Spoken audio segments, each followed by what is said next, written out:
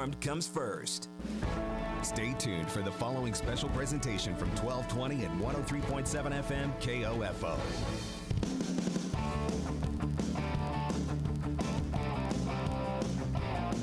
KOFO, your sports source for East Central Kansas, welcomes you to this broadcast of Ottawa University Braves men's basketball. Our OU Braves basketball coverage can be heard on 103.7 FM, 1220 AM, and online at KOFO.com, and is brought to you by Sutton's Jewelry, Lamb Roberts Price Funeral Home, Quality Structures Incorporated, Advent Health Ottawa, and by Arvest Bank, Ottawa University, Dingle & Son Mortuary, the Ottawa Recreation Commission, Kramer Pharmacy, also by Kansas State Bank, Adamson Brothers Heating and Cooling, CarStar, the Ottawa Herald, and Great Life Golf and Fitness.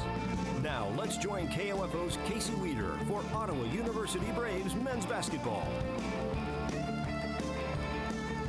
From Wilson Fieldhouse on the campus of Ottawa University in Ottawa, Kansas. Hello, everyone, and welcome as the number 14 Ottawa University men play host to the McPherson College Bulldogs. Hello, everyone. I'm Casey Weeder with you as the Braves looking to win 3 in a row, as they defeated friends in this building last Wednesday, then went out to Sterling, able to win by 4 against the Sterling College Warriors. And they come back tonight taking on a struggling McPherson College team, but a team that is deadly when they get on runs shooting the basketball. And Ottawa is really going to have to find a way to get on the defensive glass, as they have a lot of size and length that is going to give the Braves some problems, as they are still dealing with some injuries.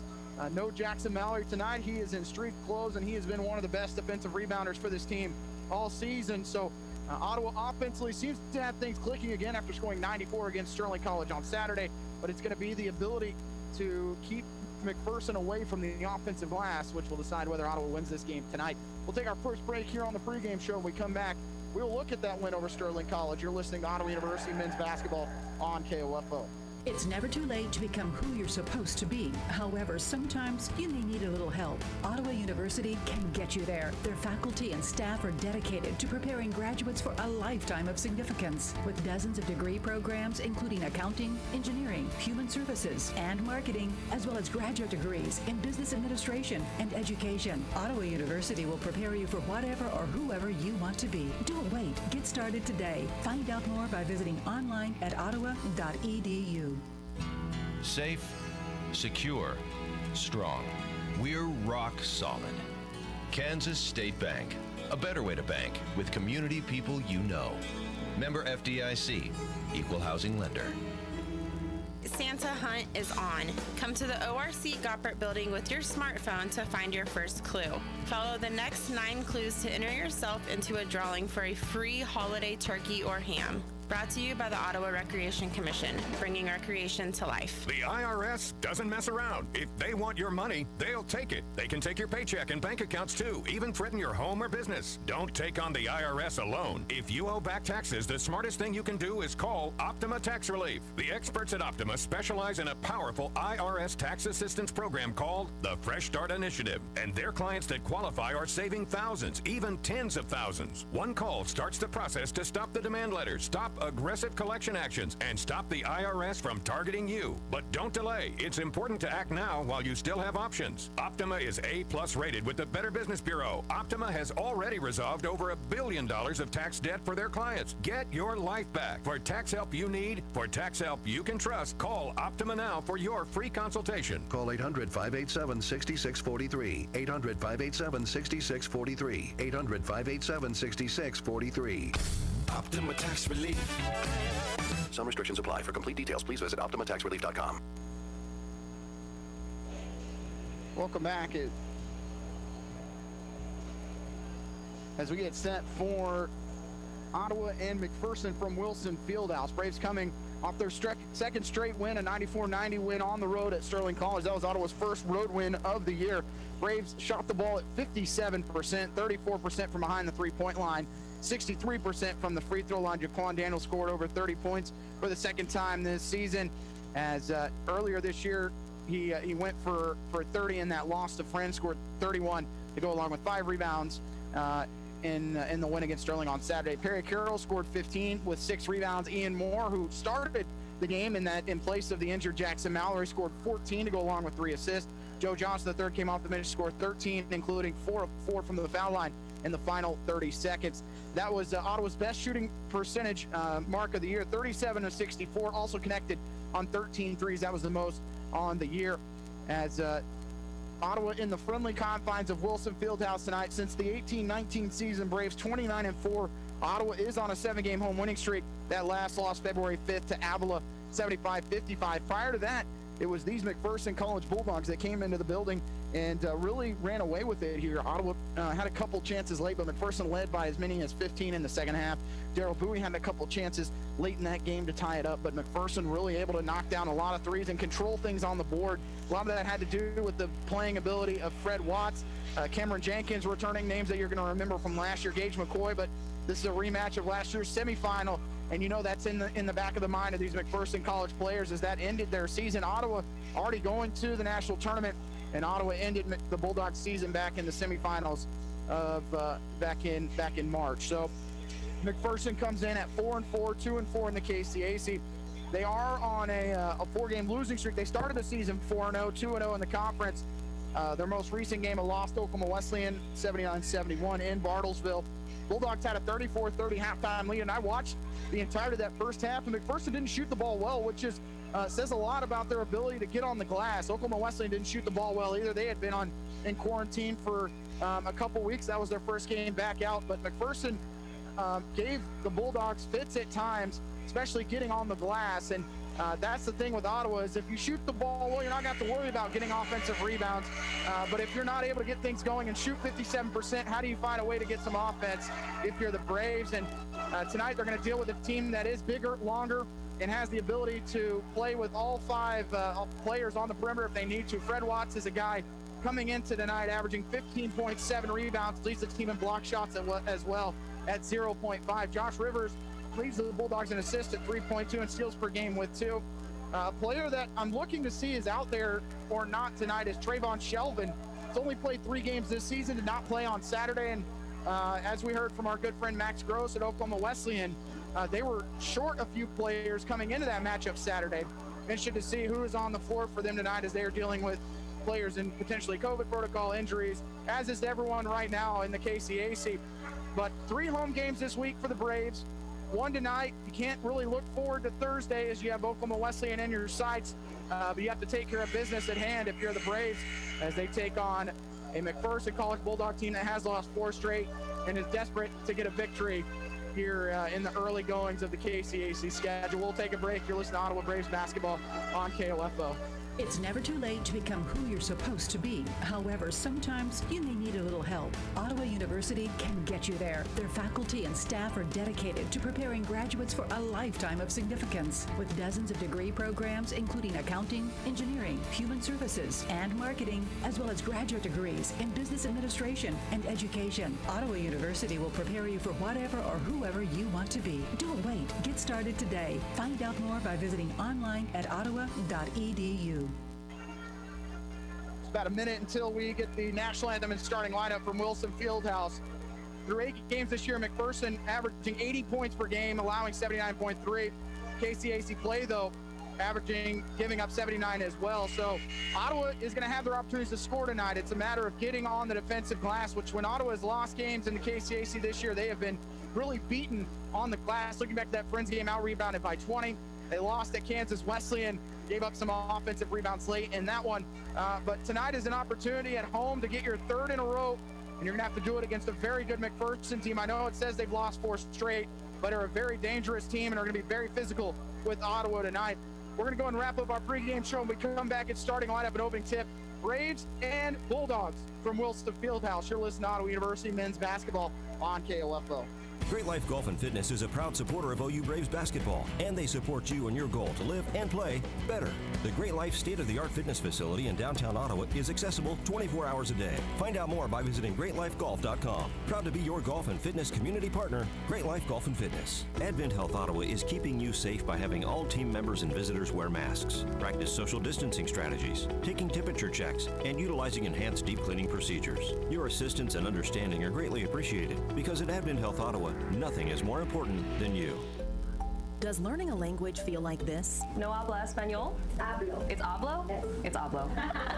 Bon dia, like good day, good morning, I think. I can say je m'appelle David, but that's probably it. When you learn a language, you want to actually use it. Babbel is designed with that goal in mind. This year is my year to get fluent in Spanish, and Babbel is definitely going to help me do that. The app is so easy to use, and it's so practical. It helps you learn things that you will actually need. Since my husband is from Guatemala, I'll apply what I've learned in Babbel to our real-life situations. I've tried other language learning apps, and nothing really stuck.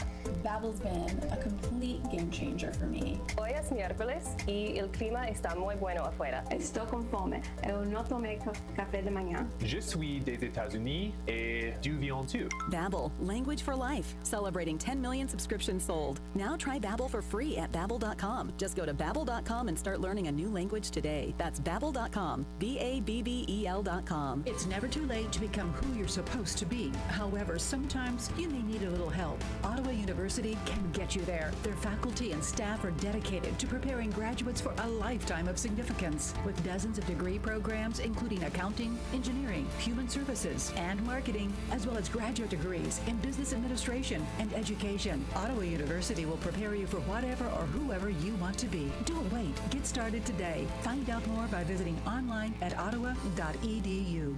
Hello, everyone, and welcome back into Wilson Fieldhouse as we get set for McPherson College Bulldogs and the Ottawa University Braves. We'll start with the starting lineup for the visiting McPherson College Bulldogs at 4-4, 2-4 in the KCAC. At guard, number 0, Gage McCoy, a 6'6" junior from Lenexa, Kansas, transfer from Cali College.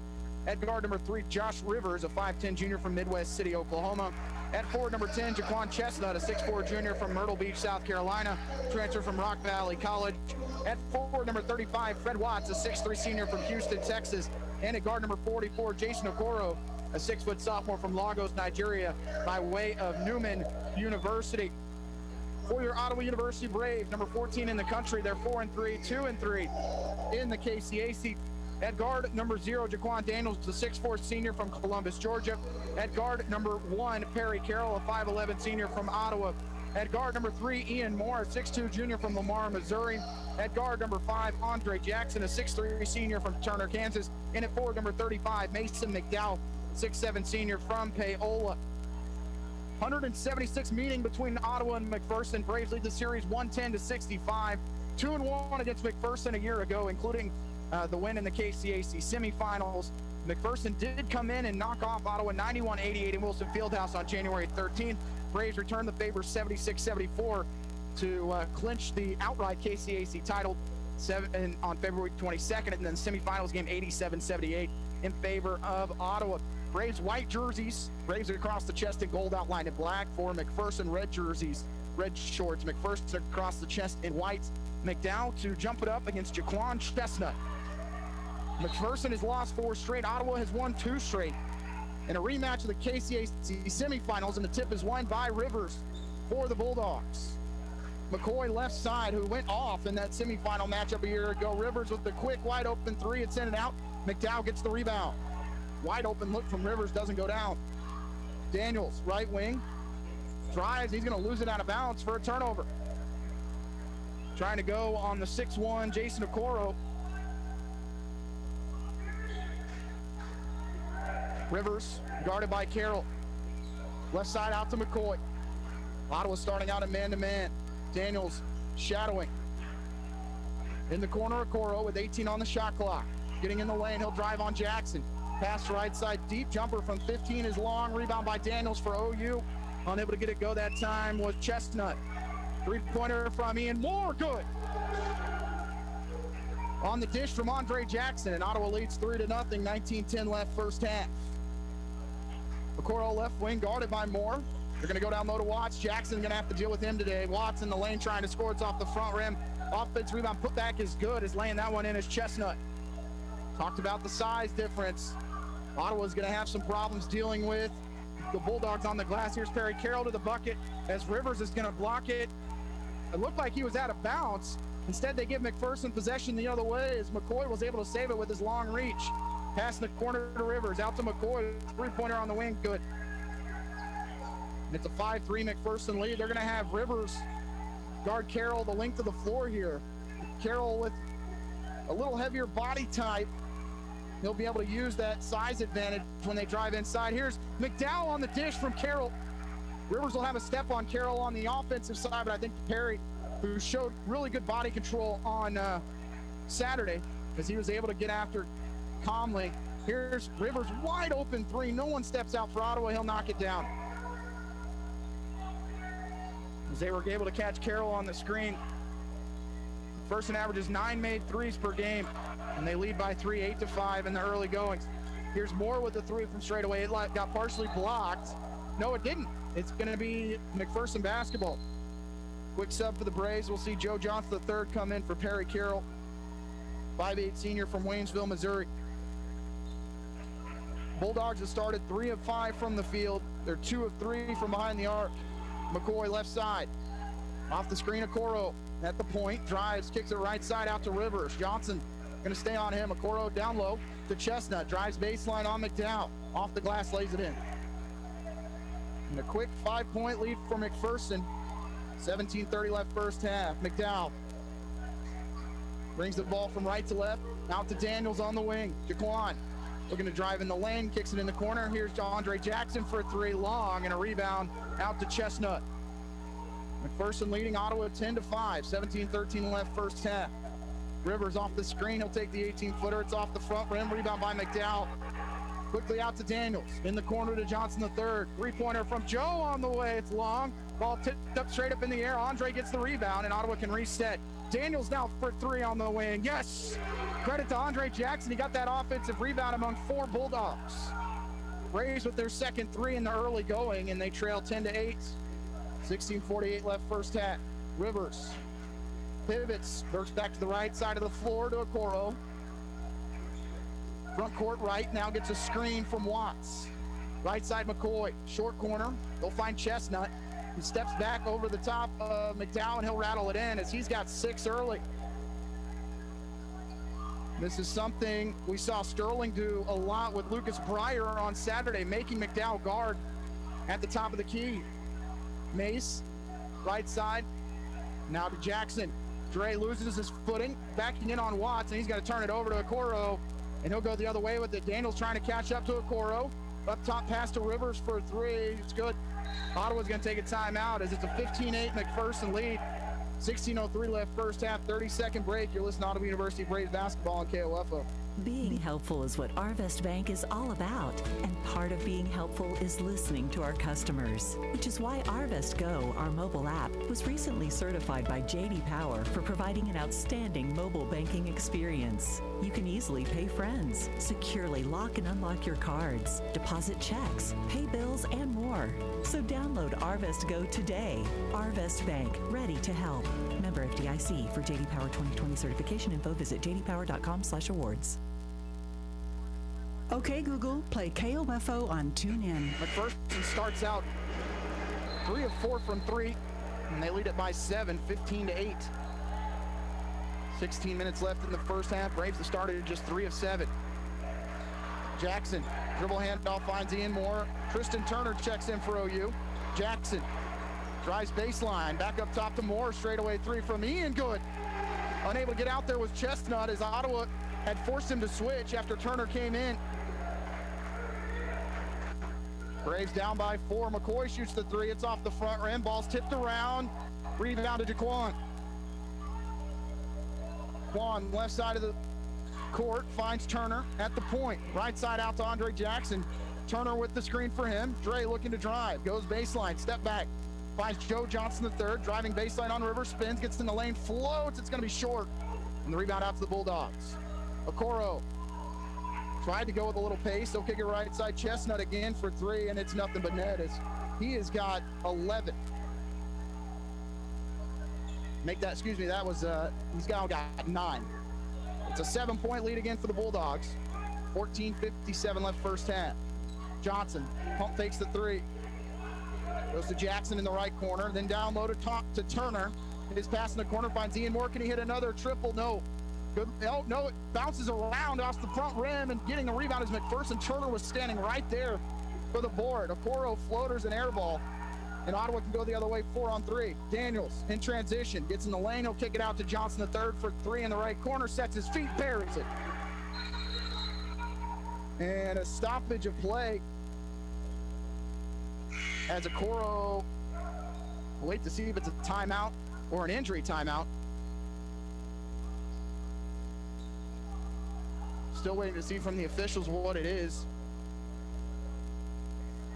And Coach Siebenthal asking for an explanation, which we're now so far away from him, we have no idea what the official's telling him. But it's a stoppage of play, and they get their subs in here, as we will see Cameron Jenkins make his first appearance. And a steal here by Ottawa, it's gonna be Daniels. Dribbles behind the back, he'll stop his dribble, spins baseline.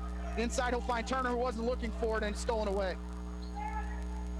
Into the game will be Rock Hardison, 6'5" junior from Atlanta, Georgia. Cameron Jenkins, the 6'1" senior from Eminence, Kentucky. Right side pass, McCoy, deep 3 is gonna draw a rim, that's it. And then, of course, the rebound falls to Cameron Jenkins. Wide open 3, it's off the front rim. Ottawa catches a break. Jenkins doesn't miss too many from that range. Score 18-14, McPherson leading, and Ottawa turns it over again for the 3rd possession in a row. 13:46 remaining in the half. Bulldogs up by 4. Rivers. Chestnut dribbles behind the back, gets to the free throw line, has to stop his dribble, kicks it out to Jenkins. Moore steps out, goes under a screen. Ottawa switches. Chestnut by 1. He'll take a wide open 3 from straight away. Good. He's got 12.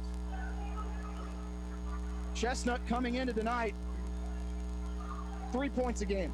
He's got 12 in the first 6.5 minutes. Jackson left wing up top to Turner. Finds Jackson on the wing, driving on Chestnut, step back from 15 from Dre is good. He's got his first bucket. Ottawa down by 5. 13 minutes left in the first half. Chestnut right side to Jenkins. Off the screen, they'll find McCoy to Rivers. Chestnut guarded by Daniels, who's had to switch over. He's got 12 in the early going. Fade away from Chestnut. He's feeling it. It's off the mark that time. And Johnson the other way for OU as Turner got the board. Daniels had Turner open, never saw him. Picks up his dribble, has to go to Joe near midcourt with 20 on the shot clock. Turner comes off the screen, gets the pass, now hands it back to Joe as he stands on the arrowhead. 2 drills between the legs. Johnson, hesitation, attacks, gets the rim, can't score, but he's fouled, and he's going to the line for 2. Foul's going to go on Josh Rivers, his first personal, first foul of the game for either team. Subs coming in for both clubs after the first free throw from Johnson III. First free throw for Joe is not going to go. McDowell, Carroll, and Ty Bland checks in for the first time tonight. 6'5" junior from Auburn Hills, Michigan. For McPherson, it'll be Khalil Morris, a 5'10" junior from Fort Smith, Arkansas. And number 21, Miles McCrary, a 6'5" sophomore from Arlington, Texas. 21-16, Bulldogs lead as Ottawa shoots their second free throw with Joe Johnson III. He makes it. 12:26 remaining in the first half. Bulldogs shooting 47% from the field, Ottawa at 50%, but McPherson has already hit 5 threes. Average 9 makes per game. McCrary to the bucket, lays it in as he goes right by McDowell. Carroll, right wing, out to McDowell, pump fakes. He's got McCrary on him. Picks up his dribble, backdoor cut, finds Andre Jackson, easy lay-in as he goes by McCrary. Jenkins steps into a 3 on the wing. It's short, off defensive board by McDowell. He had to get that long wingspan out. Johnson III steps into a 3 on the wing. You betcha! Joe hits a triple and Ottawa within 1. 11:44 left first half. Jenkins, Ottawa's going to switch. Bland will stay on him off the screen. Hardison, they'll lob it down low to McCrary. Ottawa double teams. They'll kick it in the corner. It's going to be a turnover. Unable to hang on to it was Khalil Morris.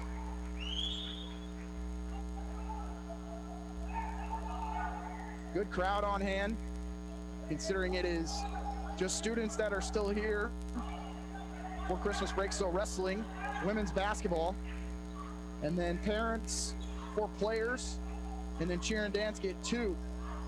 But outside of that, no one else getting in the building right now. Here's Johnson III for another 3. It's off the mark this time. Good double screen set time that time by Jackson and Bland. Lob the other way, they'll kick it in the corner. McCoy driving inside, can he get it off the glass? He can't. Rebound into the hands of Andre Jackson for OU. Right side, no look pass to Joe Johnson III. Back to Jackson. Jackson in the lane to the bucket. Left hand layup's good as he was able to switch hands. And Ottawa takes the lead 24-23. First lead of the night for OU. Ottawa on a 7-0 run. Dribble handoff, Jenkins in the corner for a three. It's in and out. Rebound, though, to McCrary. Putback's good. McPherson now has 3 offensive rebounds. Andre Jackson up to McDowell. Like to see him get a bucket here. Trying to find Bland, and a reach-in foul is going to be called on Jenkins as Bland started on that right block and cut to the free throw line. Only the second foul of the game. Second team foul on McPherson, first on Jenkins. Rivers and Watts return for McPherson. Daniels will check back in for Ottawa as Jackson will sit. Bulldogs lead the Braves 25-24. Daniels in the short corner as Ottawa's going to clear out. They'll work on Watts, still backing in his Quan. Loses his dribble, gets it back. Spins baseline, and he's going to have to throw it away. Watts just really pushed him off the line there. And the ball's loose, still on the floor. Diving forward is Joe Johnson III. Loses the handle. It ends up in the hands of Daniels, though. Quan crossing over Watts. Looks left side to Johnson III. He'll take a three on the wing. Joe off the front rim. He's missed 2 in a row after making 2 straight. Jenkins to the bucket. It's partially blocked, but an offensive rebound by McCrary. He put the ball on the deck, gets it back, still lays it in. That's 3 offensive rebounds for McCrary and 6 points since he's checked into the ball game. McDowell, right side to Johnson III. Braves down by 3. Joe looks to drive, puts his head down, kicks it out to Daniels with 15 on the shot clock. 9:40 on the game clock here in the first half. Daniels steps into a 3. It's going to be off, and he has had a rough start. Only 3 points for Jaquan. And Ottawa trails 27-24. Rivers works the left side of the floor, asking for McCrary to come up to the right wing. Jenkins, right side, in the corner. They'll go down low to McCrary. Double team there, and it's blocked, but a whistle and a foul as Daniels had his arms wrapped around Fred Watts.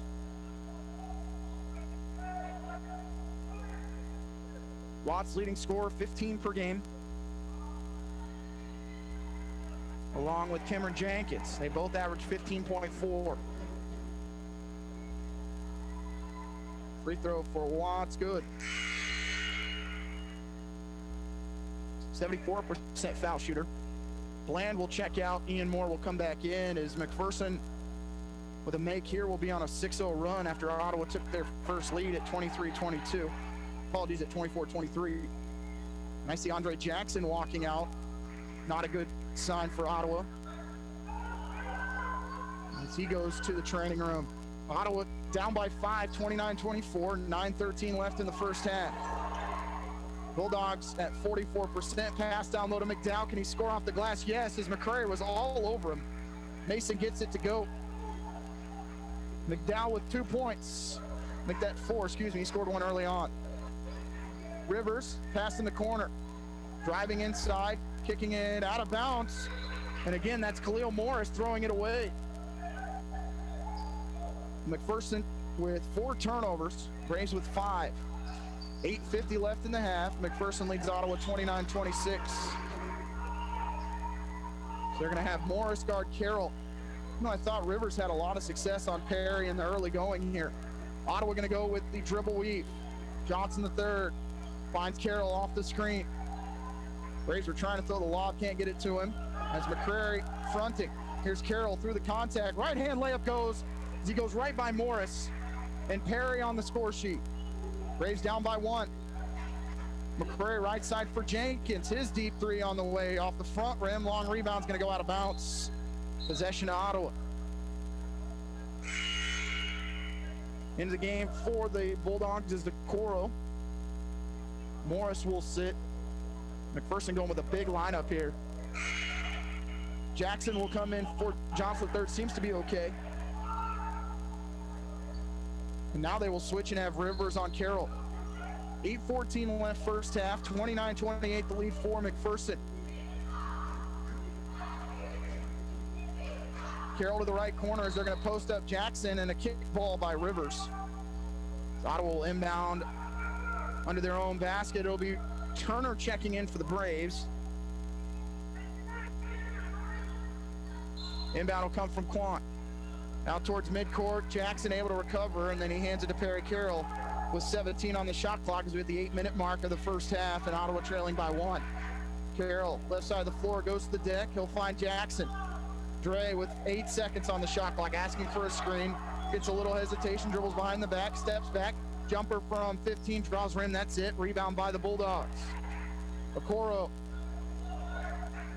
left side of the floor, he finds Watts. Right wing out to Rivers. Lob down low to McCrary. No one there for Ottawa to help, but McCrary misses the bunny and then commits the foul on the rebound as Jackson able to get the board.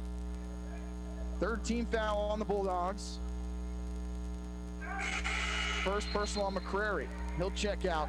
Back into the game is Chestnut, who had 12 to start this game.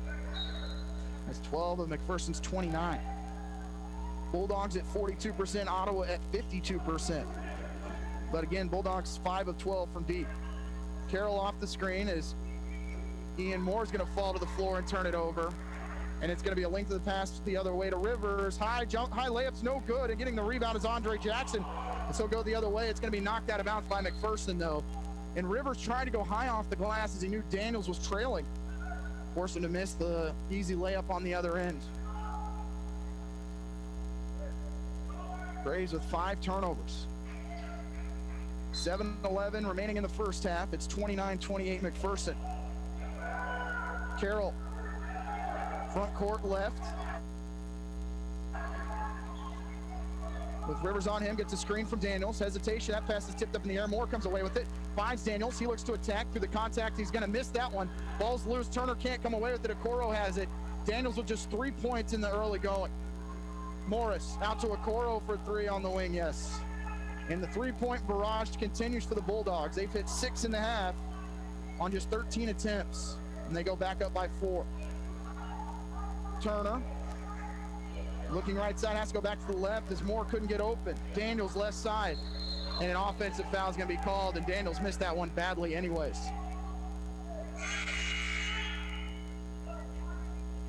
Daniels with 3 points. He's 1 of 4 from the field.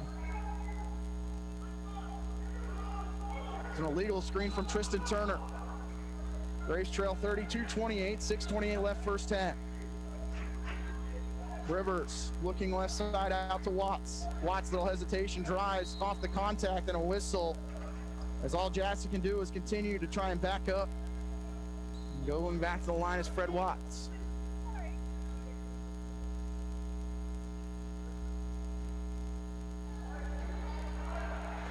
First personal on Andre Jackson, 3rd team foul on the Braves. Watts has 2, both from the foul line make it 3.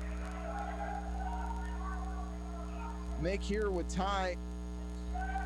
Apologies, McPherson had an early 8-point lead, so Fred Watts looking to go 2 for 2. Second on the way for him is good as the Bulldogs now 4 of 4 from the foul line, 6 of 13 from deep. Their lead out to 6 as it is a 5-0 run. Turner to Carroll. Carroll trying to go by Rivers, but that speed for Rivers, one of the fastest players in the conference. Ottawa having to reset with Jackson. Now back out to Carroll with 10 on the shot clock. Screen set by Turner. Carroll, 3-pointer from straight away, wasn't really set. Rebound pulled down by Fred Watts, and Ottawa getting nothing on the offensive glass right now. And getting out rebounded 15-13. McCoy guarded by Moore. Spinning left side, pass finds Rivers on the right wing. Rivers, the left-hand dribble goes back near midcourt. Haven't seen Trayvon Shelvin yet. 3-pointer from Rivers on the way in and out. Rebound by Jaquan. He'll just keep it himself. 5:25 left first half. McPherson still leading 34-28. Braves have been stuck on 28 for several minutes here. And then turning it over is Turner. The other way is Rivers. His layup's going to be good in the foul. And that's just a fresh mistake by Tristan Turner. He's done a good job of staying away from those here early on in the season, but Josh Rivers baited him into it. That's one you just let go if you're Tristan Turner, and he's coming out of the game. We'll see Ty Bland in along with Johnson III. So Ottawa's down by 8. This is now the biggest deficit of the game for OU. Trying to finish the 3-point play will be Rivers. He does not. 36-28 McPherson. 5:09 left first half. Dribble handoff finds Ian Moore. Hesitation from him, gets the free throw line, picks up his dribble, finds Daniels, guarded by Okoro, then back up top to Jackson, where he finds Daniels. Jackson asking for the basketball. Goes to Moore, right wing, lob it down low to Andre. Dre faces up, backing in on Okoro, takes the fadeaway. That one partially blocked, and then a whistle as Okoro catches him on the hand. Ottawa to the foul line, where they have only been to twice. First foul on Okoro, fourth team foul.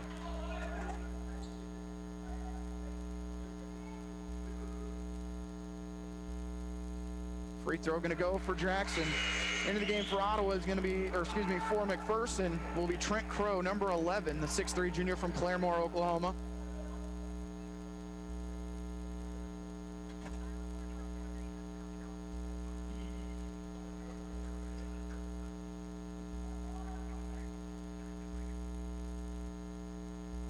Second, no good. Braves down by 7, 36-29, 4:43 left first half. Okoro, right side in the hands of Crow. And a whistle and an offensive foul is going to be called on McPherson on the illegal screen. Wait to see who they call it on. Oh, it goes on Okoro, his second. I thought it was going to be on McCoy. As we'll see Cameron Jenkins head to the scorer's table. Rivers getting a breather right now. We're going to have McCoy guard Johnson the third. Joe, screen set by Dre. Right side to Jaquan. Backdoor cut, and Ottawa throws it away. Going to be a turnover as it goes out of bounds. Joe was cutting the wrong direction that time, and Dre thought he was going to the bucket. Braves turnover number 8. 36-29 McPherson. They have really shut down Ottawa offensively here on the last few possessions. Another wide open three for Chestnut. This one off the backboard, of course. Finds him again. Chestnut in the corner will go to Crow. Crow baseline, leaves it inside, and the lay-in's going to go, and the foul as Chestnut finishes. And it's a 9-point lead for McPherson. Chestnut has had himself the first half. He's got 14. Chance to make it 15 as Ottawa goes down by 9. Expect a timeout here from head coach Aaron Siebenthal after this free throw. That's no good. Rebound by Jaquan. Ottawa's going to play it out here. They're down by 9. Daniel steps through and he'll lay it in. Goes the length of the floor. And that's a big one for Quan, who settled for some mid-range jumpers and some threes early on as he's going to continue to try and attack the basket. Jenkins guarded by Bland. Jenkins to Watts, top of the key.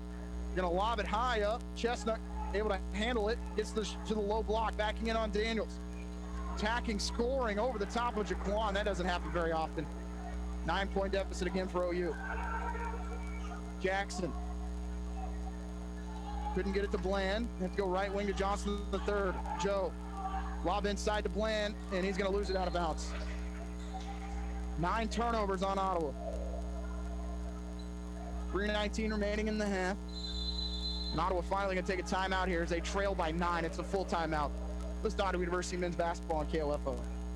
You can just about hear that cold Kansas winter wind blowing, and you're going to want to make sure your heater is working this winter. The best way to do that is call the pros at Adamson Brothers at 785-242-9273. Adamson Brothers Heating and Cooling, maintaining your comfort for over 30 years. This is Craig Dingle of Dingle & Son Mortuary. All of our locations sell monuments. We have talented people who are experts in bringing your ideas to life to help you create the monument you envision. The possibilities are unlimited. Dingle & Son Mortuary, 785-242-2323. No crowded malls, no delayed deliveries. Holiday shopping is different at Boot Barn. Get guidance from an in-store expert. And if what you want isn't in store, we can whip it with free 2-day shipping. If you prefer to shop online, get curbside pickup or local same-day delivery, where we'll gift wrap your presents, add a card, and deliver it to you or a loved one. Learn more about our holiday services in-store or at bootbarn.com. Boot Barn. Unwrap the West. Okay, Google, play KOFO on TuneIn.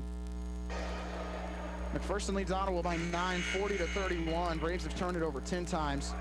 McPherson 5 offensive rebounds, resulting in 8 second chance points basically where the lead is right now. The intensity defensively just hasn't been there for Ottawa. McPherson 15 of 33, Ottawa 12 of 24.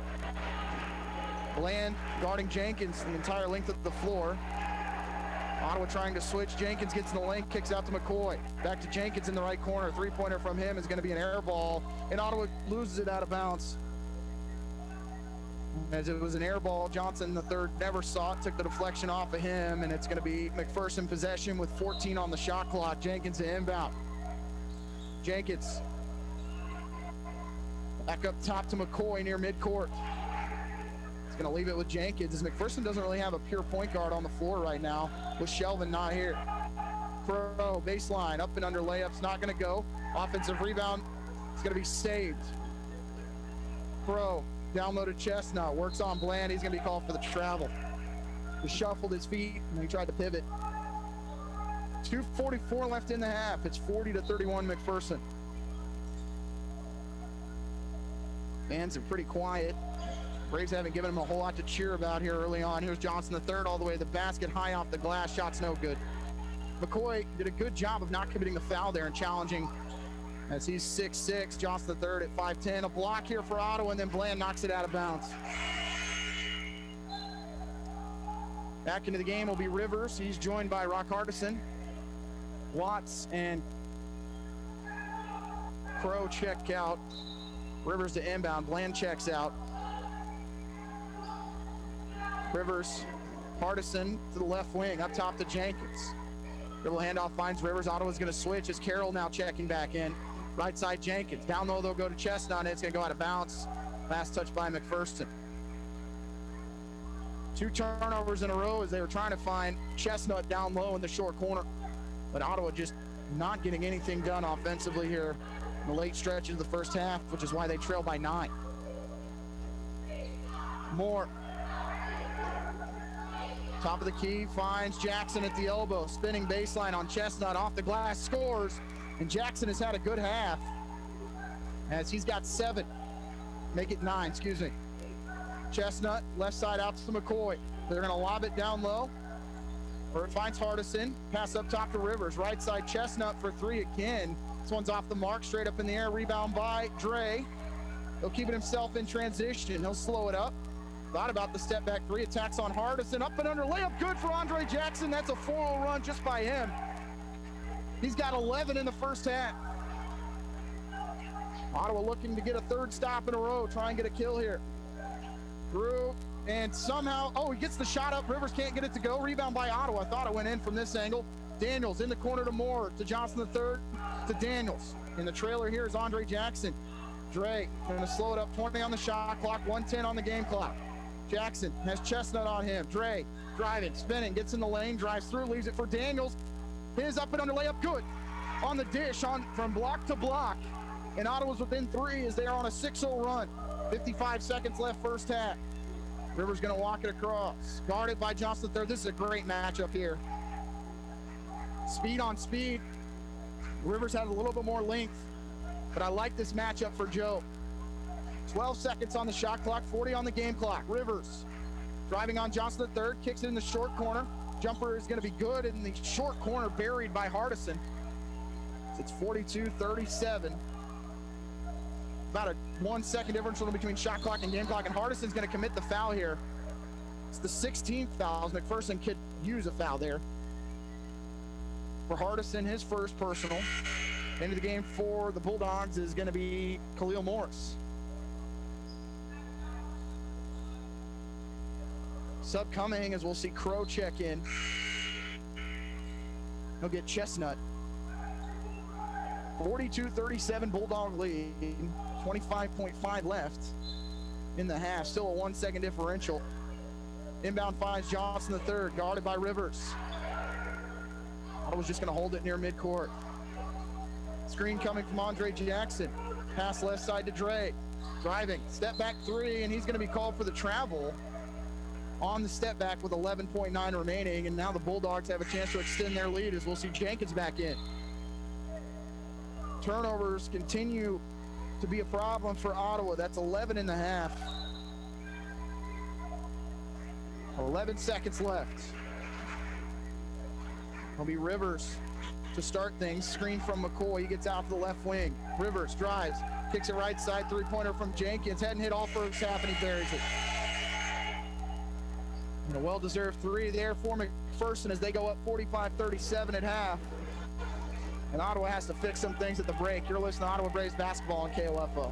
This is Eric Price, funeral director at Lamb Roberts Funeral Home in Ottawa, Baldwin City, and Overbrook. Our staff knows the importance of working as a team to take care of you in your time of need. We want to show the youth in our communities that we support their teamwork as well by sponsoring this broadcast. I invite you to visit lamb-roberts.com.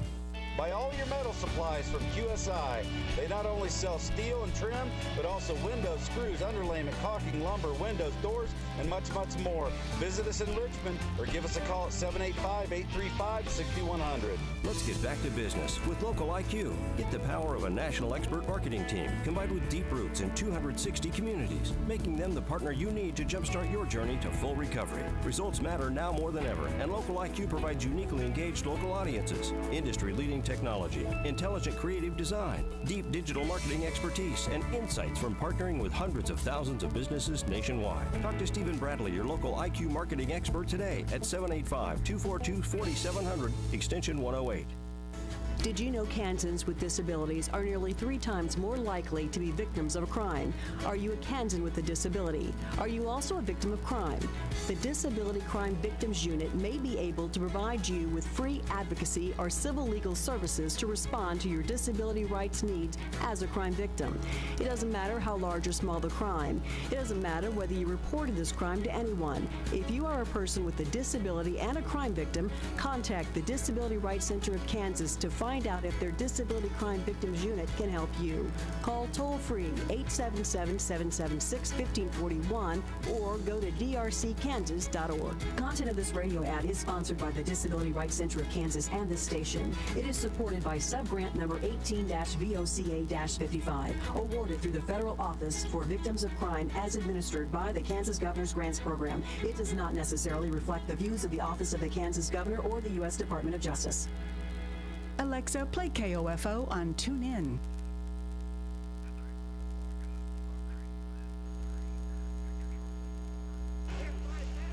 Welcome back to Wilson Fieldhouse. Ottawa trails McPherson 45-37. Braves again turning the basketball over. 11 turnovers in that first half, and McPherson able to take advantage. His second chance points in favor of the Bulldogs, 8-3. But the three-pointer from Cameron Jenkins ends that first half. Bulldogs go 6 of 17 from behind the arc, 16 of 39 overall. Ottawa shot the ball well at 53%, 5 of 13 from deep. McPherson jumped out to an early 15-8 lead, and Ottawa took a timeout at the 16:03 mark. Bulldogs started 3 of 4 from deep. Ottawa from the field just 3 of 7. McPherson would stretch that lead out to 9 before another Ottawa timeout. From the 3:18 mark to the end of the first half, though, Ottawa only turned the ball over 1 time. And that is why they were able to get it within 1, but McPherson able to stretch that lead back out to 8 after finishing the half on a 7-0 run. As Bulldogs again coming into Wilson Fieldhouse and really playing at their tempo so far. We'll take a break. When we come back, we will chat with Kyle Thurman. You're listening to Ottawa University men's basketball on KOFO. Great Life Golf and Fitness is a proud supporter of OU Braves basketball, and they support you in your goal to live and play better. The Great Life state-of-the-art fitness facility in downtown Ottawa is accessible 24 hours a day. Find out more by visiting greatlifegolf.com. Proud to be your golf and fitness community partner, Great Life Golf and Fitness. Now that you're out and about again, there's a better chance you may need us sooner than later. At CarStar Ottawa, our lobby is open and we're ready to take care of your vehicle with convenient and trustworthy repairs. Call 242-8916 CarStar. Stay safe and relax. We'll take it from here. I'm Dr. Andrea Russo, a cardiologist. Maybe you're waiting to talk to your doctor right now. But if you're having an irregular heartbeat, heart racing, chest pain, shortness of breath, fatigue, or lightheadedness, don't wait. This could be a serious condition like atrial fibrillation, which can make you about 5 times more likely to have a stroke. If you're having these symptoms, don't wait. Talk to a doctor by phone, online, or in person.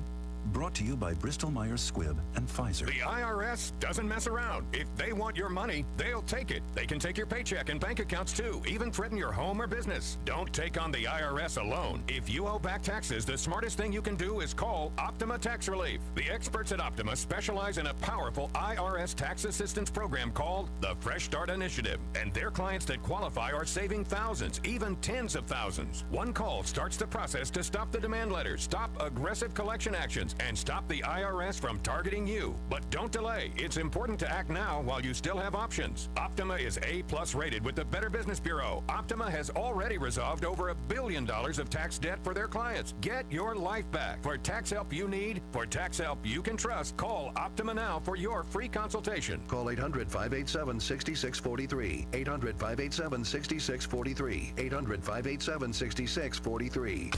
Optima Tax Relief. Some restrictions apply. For complete details, please visit OptimaTaxRelief.com. Okay, Google, play KOFO on TuneIn. Welcome back to Wilson Fieldhouse. Braves trail at the half, 45-37.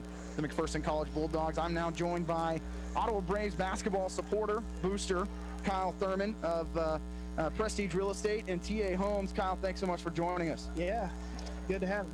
Well, Kyle, you've been a supporter of Ottawa basketball for a long time. How did that kind of get started for you? I don't know. Me and Siebes were kind of talking, maybe playing in a golf tournament together, and he was like, hey, I'm the head coach of Braves basketball. You want to support us? And just meeting the kids. Man, it's about the kids.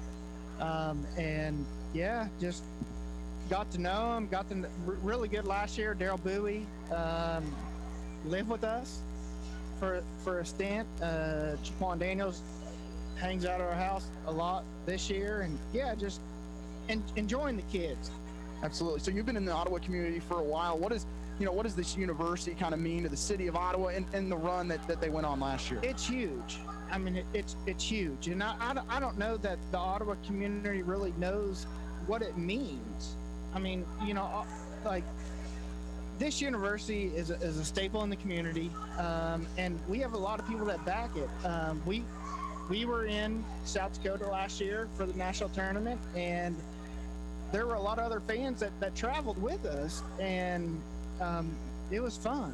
It was a good time. Absolutely, and for me, as you've had a chance to kind of see the growth of this program from the beginning of 3 years ago to where we are now, has there been a specific moment for you that's kind of stood out of the rest that just kind of is kind of like that staple moment for you for this program? I don't know. Was it the Southwestern game where Daryl Bowie hit that last second shot? Like last year was early in the season, and I was like, we have a special team. I mean, we really do. And we were on the road, we beat them, and then it just seemed to grow from there. We took a couple hard losses. We lost, I think, in Avila last year. Yeah, they came here. Daryl hit a couple threes in that one on the road, too. Yeah, well, and we came back from a road game against Avila. We were down big, and it just a special group of guys. And I think this year, like, we have that. I mean, we just need to remember our game. We need to keep that fast-paced basketball going. And we're a team that lives and dies by the three. We just need to keep shooting, keep firing. Well, I'm just going to have you just take the play-by-play for a second. How's that work? Hey, I got it. I'll save my voice for Thursday. Where's old Bruce Tate at? Like, I'll take his position. So, Kyle, just kind of looking at your background, and we get to see your logo now, actually, near the court. You're the new, we see your TA Homes logo. Tell me a little bit about that. Right. Yeah, I mean, we're residential contractor here in town. We have some rentals here in town. And we want to give back. This year we did a Thanksgiving drive where we gave away some free meals, and people are like, why are you doing that? And I'm like, there's no reason. I mean, just to really get back to the community. And it's about, I keep saying it's about the kids. It really is. And it's about, I think I was at breakfast with Ryan Haskins, player from last year, and Coach Aaron Siebenthal texted me. He said, hey, man, we need a new basket. It was one Saturday morning, and he said, hey, write me a check and we'll get you a new basket and we'll get your logo on it. Yeah. And yeah, that's what happened. Yeah, that ball rack definitely needed to be switched out. Now we get to see yours on the court. It's also got a nice big board on it, so at practice when Siebes needs to drop a play or whatever, you can put that up there for the guys to look at. And You can kind of see the progression of where this program has come. New uniforms this year again. Yep. But I know it's not about the specifics of this team in general, but I think it's just the ability for you to have the opportunity to see the growth more than anything when it comes to this basketball team. For sure. I just love them. I mean, I love Siebenthal, McClintock, Badish, all those guys. I mean, it's a community. I mean, if you guys didn't see it on Facebook or on Twitter, my wife and kids are a big part of this program too. And my daughter's 4th birthday was on Saturday. Well, it was actually on Sunday, but on Saturday we got the 4th win, and Siebenthal gave a kind of a shout out to us, like, "Hey, Rhett, we got our 4th win for your 4th birthday. Congratulations." There were several basketball players, at her birthday party, and it's a family. It really is. Yeah, I agree. It's been tough this year for me personally because I haven't been able to ride the bus, driving myself, and I think you kind of get to learn a lot about these guys. Brian Haskins in attendance today, a guy from last year. So Kyle, as we wrap this up, if anyone wants to get in touch with you when it comes to kind of custom homes or your rentals as well, what's the best way to reach you? Yeah, just shoot me a text. I mean, honestly, don't call me. My phone rings 24/7. Shoot me a text, 785-418-4837. And we'll help you out. I mean, we'll get you in what you need, and yeah. Well, Kyle, thanks so much for joining us, and thanks for being a huge contributor to this program. Yeah, absolutely. Thank you. We'll take a break. When we come back, we look at first half stats. You've been listening to Ottawa University men's basketball here on KOF. Does learning a language feel like this? No habla español? Hablo. It's hablo? Yes. It's hablo. Bom dia, like good day, good morning, I think. I can say je m'appelle David, but that's probably it. When you learn a language, you want to actually use it. Babbel is designed with that goal in mind. This year is my year to get fluent in Spanish, and Babbel is definitely going to help me do that. The app is so easy to use, and it's so practical. It helps you learn things that you will actually need. Since my husband is from Guatemala, I'll apply what I've learned in Babbel to our real-life situations. I've tried other language learning apps and nothing really stuck. Babbel's been a complete game changer for me. Hoy es miércoles y el clima está muy bueno afuera. Estou com fome. Eu não tomei café de manhã. Je suis des États-Unis et du viens-tu? Babbel, language for life, celebrating 10 million subscriptions sold. Now try Babbel for free at babbel.com. Just go to babbel.com and start learning a new language today. That's babbel.com, BABBEL.com. America is kept safe because the Army National Guard responds, protects, and supports our nation when it needs them most. From fighting wildfires with air support, helping civilians in flooded neighborhoods, to delivering food and supplies to those who have lost everything, the Army National Guard always responds when disaster strikes. The Army National Guard also trains to be ever vigilant against threats, foreign and domestic. They protect our skies with missile defense weaponry. They secure our information, communications, and infrastructure with cybersecurity. And they protect us against chemical, biological, and radiological hazards with the civilian support team. The Army National Guard also stands ready to deploy and provide support for conflicts or humanitarian missions abroad. Join the Army National Guard and be there to respond, protect, and support your community and your country. Visit NationalGuard.com to learn more about part-time service. Sponsored by the Kansas Army National Guard. Aired by the Kansas Association of Broadcasters and this station. Alexa, play KOFO on TuneIn.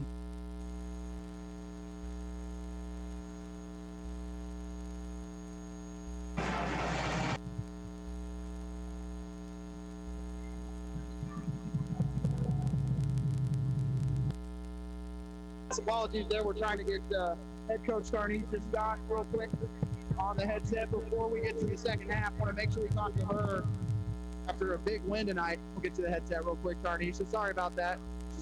Go ahead, put the headset on. Coach, massive win tonight.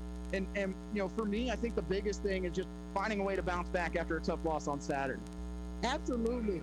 I mean, but that's what basketball and sports is about, right? It's not going to always go your way, but we got to be a team that knows how to respond. And I think we did a great job of responding today. Looking at coming in tonight, I knew Brittany Roberts was going to get hers, but you didn't allow anyone else to really go off, and you were able to control the glass on the defensive side. Absolutely. I mean, Brittany Roberts is amazing, I mean, you took your hat off. She's pretty good, right? She's pretty good, but we wanted to make it difficult for her. I think that there's some times that she did get some easy baskets, but there are a lot of times that she had to work for them. I think she got frustrated, and that was a part of the game plan as well. Our guards did a great job of just trying to contain those other players, as you mentioned. Biggest progression I think I saw from your team tonight was the ability to deal with the pressure on the full court and the half court trap. Found ways to get a lot of 3-on-2, 2-on-1. Absolutely. I mean, obviously after that Sterling game, we just spent a lot of time working on press break and just talking about being patient. That's another thing I was proud of tonight is we were really patient. Even after we broke the press, you know, we tried to be patient in the half court as well. Well, Coach, congratulations on the win. Go enjoy it. All right, thank you. As we get set for the second half, men trailing 45-37 as we start.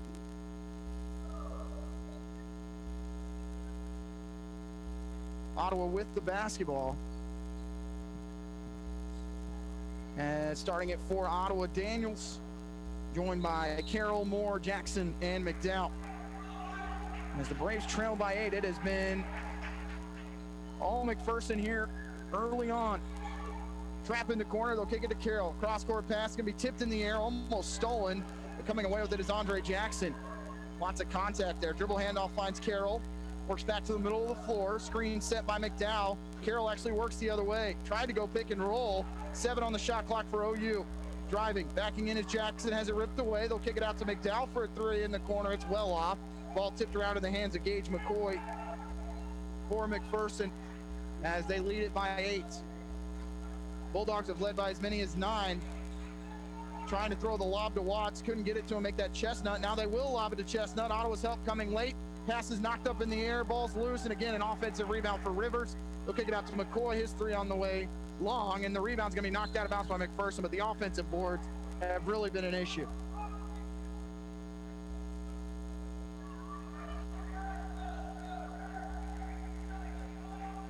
.1903 left in the contest. It's a 45-37 McPherson lead.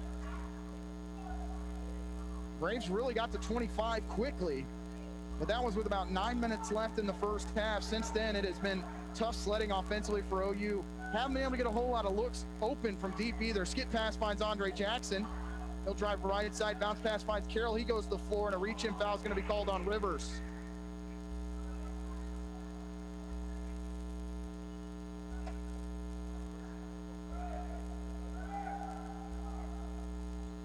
Jaquan Daniels will inbound it.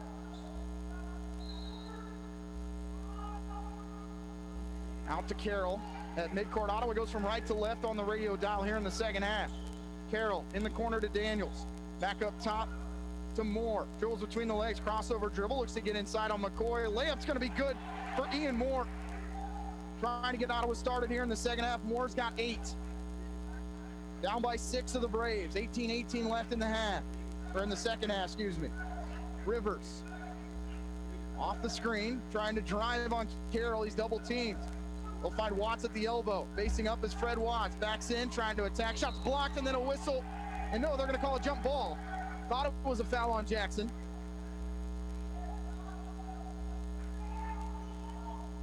Rivers will inbound it to the left of the Ottawa basket.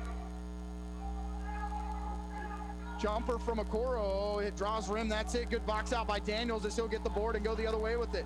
Jaquan stepping through, it's stolen away by Rivers, and then Ottawa's got to commit the foul.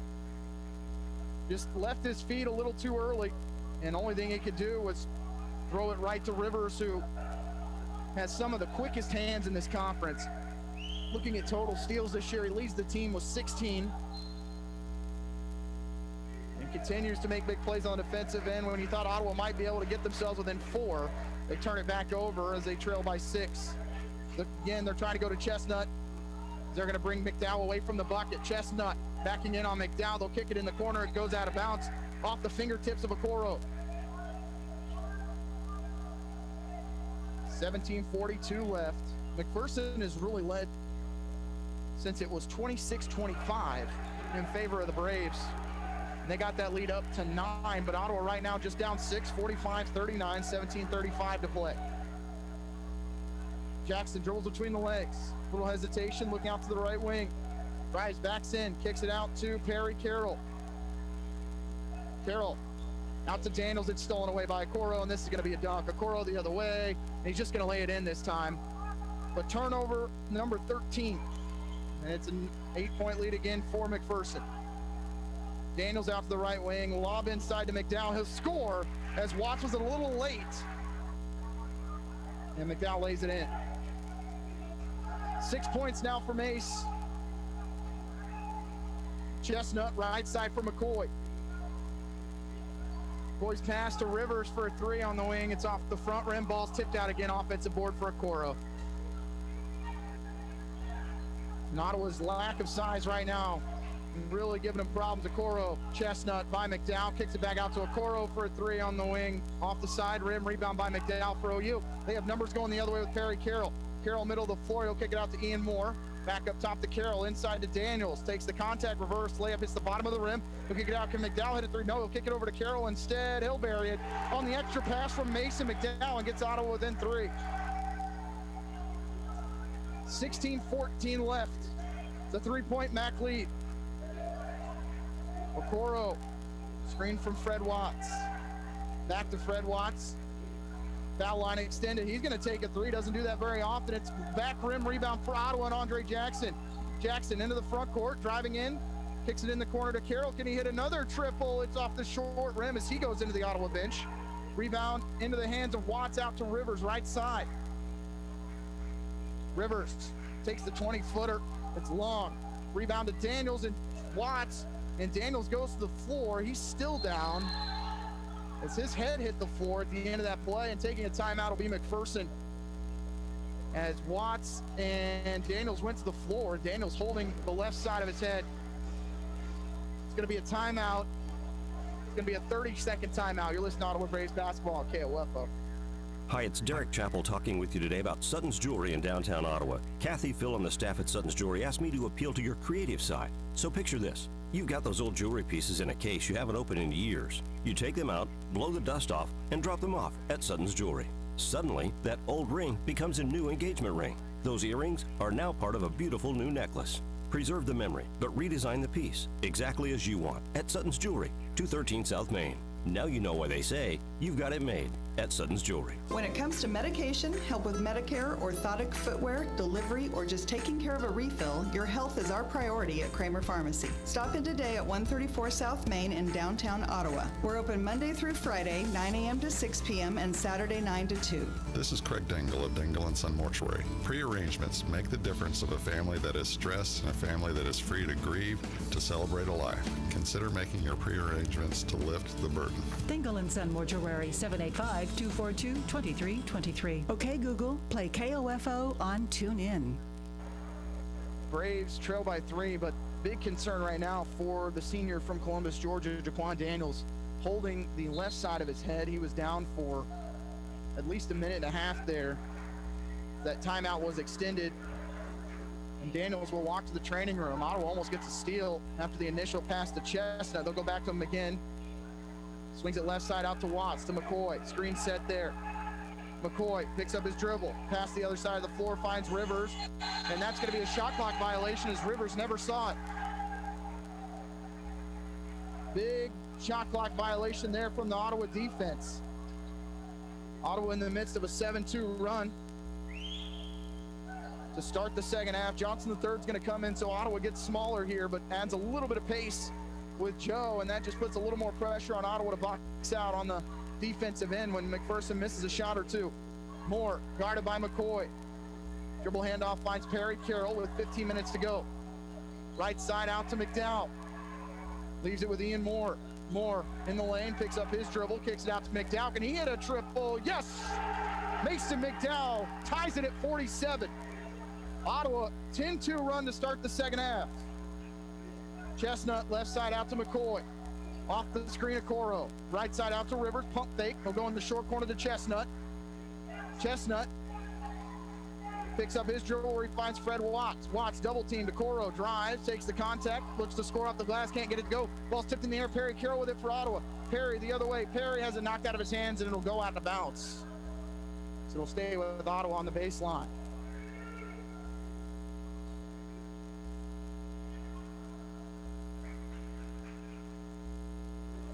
.23 remains. It's 47 all. Carroll to inbound. As it goes to Moore in the right corner. Wanted to go to Mason, and Ottawa almost turns it over, but Jackson tracks it down at midcourt. 20 on the shot clock for OU. Jackson to Carroll. He's going to work back to the right corner of midcourt. Double screen for Perry. NBA range 3 for him. Long, and the rebound straight up in the air. McCoy does a good job of tipping it to his teammate. And here comes Okoro the other way for McPherson. They try and find Fred Watts, and it's actually somehow going to go off the bottom of the basket and hit the foot of Andre Jackson. Just a horrible break there for Ottawa. McDowell checks out along with Perry Carroll. Turner returns along with Ty Bland. In the game for McPherson is Rock Hardison and Cameron Jenkins. Jenkins, who had not scored, hits that three-pointer to end the first half.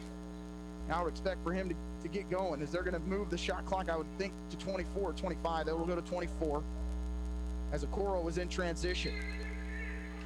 Rivers to inbound. Jenkins, they were trying to go to him in the corner. Instead, they have to go to Hardison on the left wing. Hardison going to leave it in the hands of Cameron Jenkins. Screen set. Jenkins, a little hesitation, picks up his dribble, has to go to Watts. Watts drives, loses the handle, gets it back. He's double teamed, still backing in on Andre Jackson. Ottawa double teams. Here's Rivers for 3, good. A lot of dribbling there by Fred Watts, but they capitalize. In the corner, here's Ian Moore for 3 on the other end, no. Ty Bland tries to tip it, can't hang on to it, and it's a rebound for McPherson. Jenkins almost throws it away as he had picked up his dribble. Luckily, Rivers was paying attention for the Bulldogs. 3-point lead for McPherson. Pass inside to Cameron Jenkins. Gains possession and losing the handle. That's going to be a travel. And no, they're going to call a jump ball, excuse me. It'll be Ottawa possession as Hardison lost the handle. I think Turner is the one who tied him up, as we'll see Daniels check back in. 3-point McPherson lead, 13-11 to play.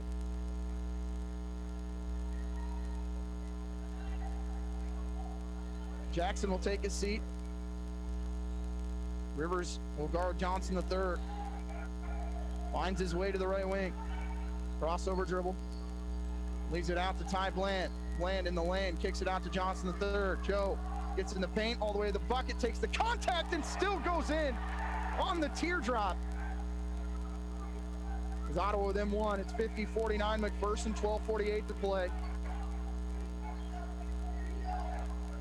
Jenkins, right wing, gets in the lane, kicks it in the corner, 3-pointer from Rivers again. Back-to-back threes for Josh Rivers, who has 14. Ian Moore guarded by Gage McCoy. And he works on the Ottawa Arrowhead. Screen coming from Turner. Moore, 3-pointer from straight away. Yes, big response there from Ian. Get Ottawa with him one. Ian Moore now with 11. Rivers to Watts as they work from right to left. They were trying to go to Hardison. Here's Jenkins off the screen, 3-pointer off the front rim. Turner can't hang on to the rebound. He'll track it down in the corner, though, as Turner rolls his ankle right in front of the McPherson bench. Here's Bland. He got to look like he hit in the face. Runner from Bland's no good and just left his feet too soon. Jenkins the other way, and Turner looks to be okay after rolling his ankle. Watts takes the 3 out of rhythm. It's off the back rim. Turner can't box out. And the rebound into the hands of Ty Bland. Johnson the third. He'll step into a 3 straight away, in and out. And then going to floor is Ty Bland as he got shoved down. But Joe's going to get a steal. No, he's not. It's going to go out of bounds. Neither team able to take advantage of some open looks. End of the game for McPherson will be Miles McCrary. Watts will get a quick breather, and now Mason McDowell's going to check in for Tristan Turner. Turner doesn't seem to be hobbling. McDowell comes back in. 11:32 remaining. It's a 53-52 McPherson lead over Ottawa. Pass right side, coming off the screen, Jenkins for 3. Long. McDowell can't hang on to the rebound, and then McPherson falls out of bounds as McCrary and Hardison fall to the floor, and Hardison might have hit his head either on the wall or on the back portion of the floor here in Wilson Fieldhouse. But it'll be Ottawa basketball. They couldn't hang on to it. 53-52. Both teams have come up empty on their last 3 possessions. Johnson the third. Drills between the legs, looking right side. Here's McDowell, just behind the free throw line. Mason leaves it with Joe Johnson the third. Gets the elbow. Joe crossing over, picks up his dribble, and then he travels. 14 turnovers on Ottawa. Perry Carroll will come in for Ty Bland. Okoro returns from McPherson. 10:59 left. Bulldogs leading by 1. McPherson has lost 4 straight, but have been in all of those games. And they led Oklahoma Wesleyan for a large portion of that game. Led at halftime. Had the lead in the second half. But Oklahoma Wesleyan came away with an 8-point win. Jenkins to the free throw line to McCrary. Off the glass, Miles McCrary can't get it to go. Rebound for Carroll. Carroll right side finds Joe Johnson the third. His layup through the contact's no good, and then a whistle on the foul by Cameron Jenkins.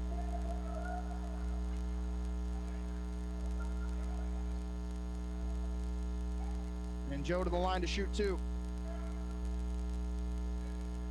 Second personal on Jenkins, second team foul. Officials have done a good job today. Neither team got in the bonus in the first half, just kind of let them play, which both these teams want to get up and down the floor. Free throw good for Joe. He goes into double figures. He's got 10.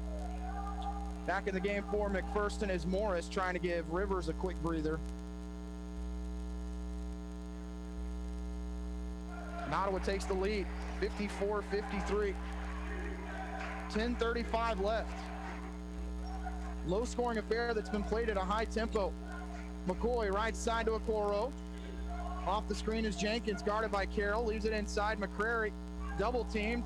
He floats and somehow gets it to go from 4 feet with a miniature hook over the top of Mason McDowell, and it's back to a 1-point lead for the Bulldogs. Ottawa trying to get Daniels going. McDowell's just going to leave him with the basketball, guarded by Okoro. Jaquan with 7 points. Screen coming from McDowell. Here's a deep 3 from Ian Moore. Nothing but net. Goodness gracious, standing on the NAI logo, knocks it down. As Ian Moore now with 14. McCoy, left side, they'll get to McCrary. McCrary in the lane, floats and scores. Miles McCrary has 7. Deep 3 from Joe Johnson the third, it's good. That's one of those as the coach are going, oh no, and then once it goes in, you're the biggest cheerleaders. Going baseline is Jenkins. His runner off the glass banks in, and we're going to have a timeout called by McPherson as Ottawa leads at 60-59 with 9:27 remaining here in Wilson Fieldhouse. It's a full timeout. You're listening to Ottawa University Braves basketball on KOFO. I worry about lots of things. My finances, my grandkids.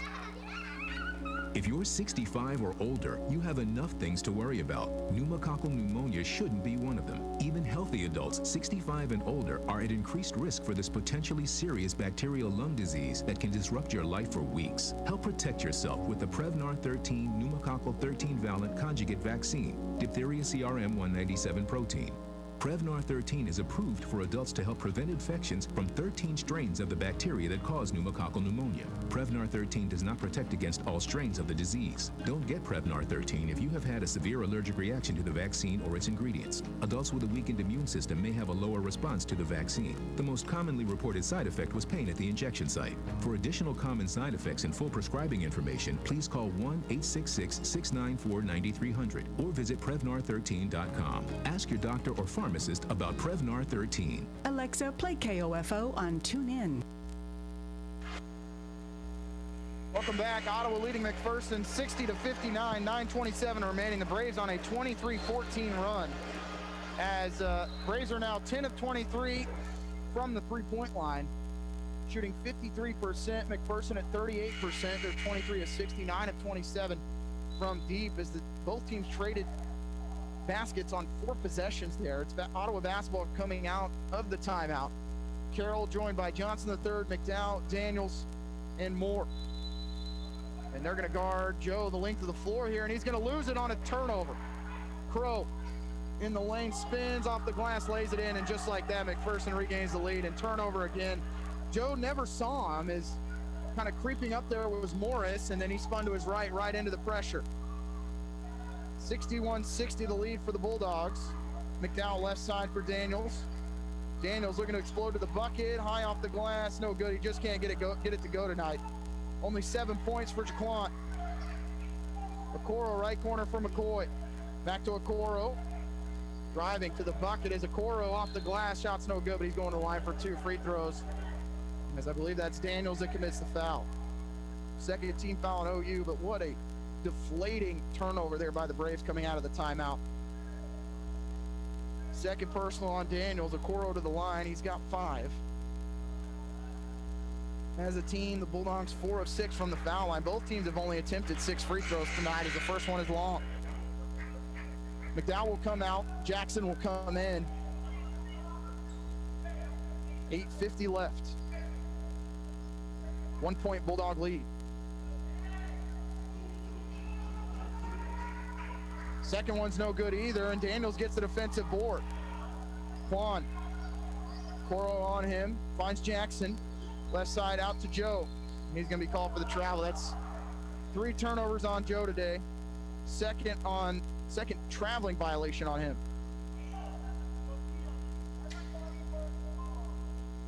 15 turnovers on Ottawa. 61-60, McPherson leads, 8:35 left.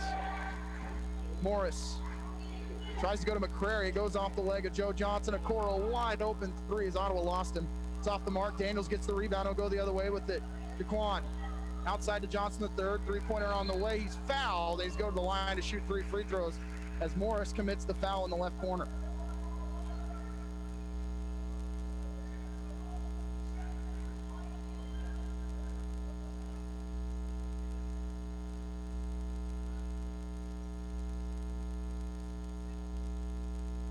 Johnson shoots 3 free throws as McPherson leads at 61-60. He'll make the first one with 8:21 remaining.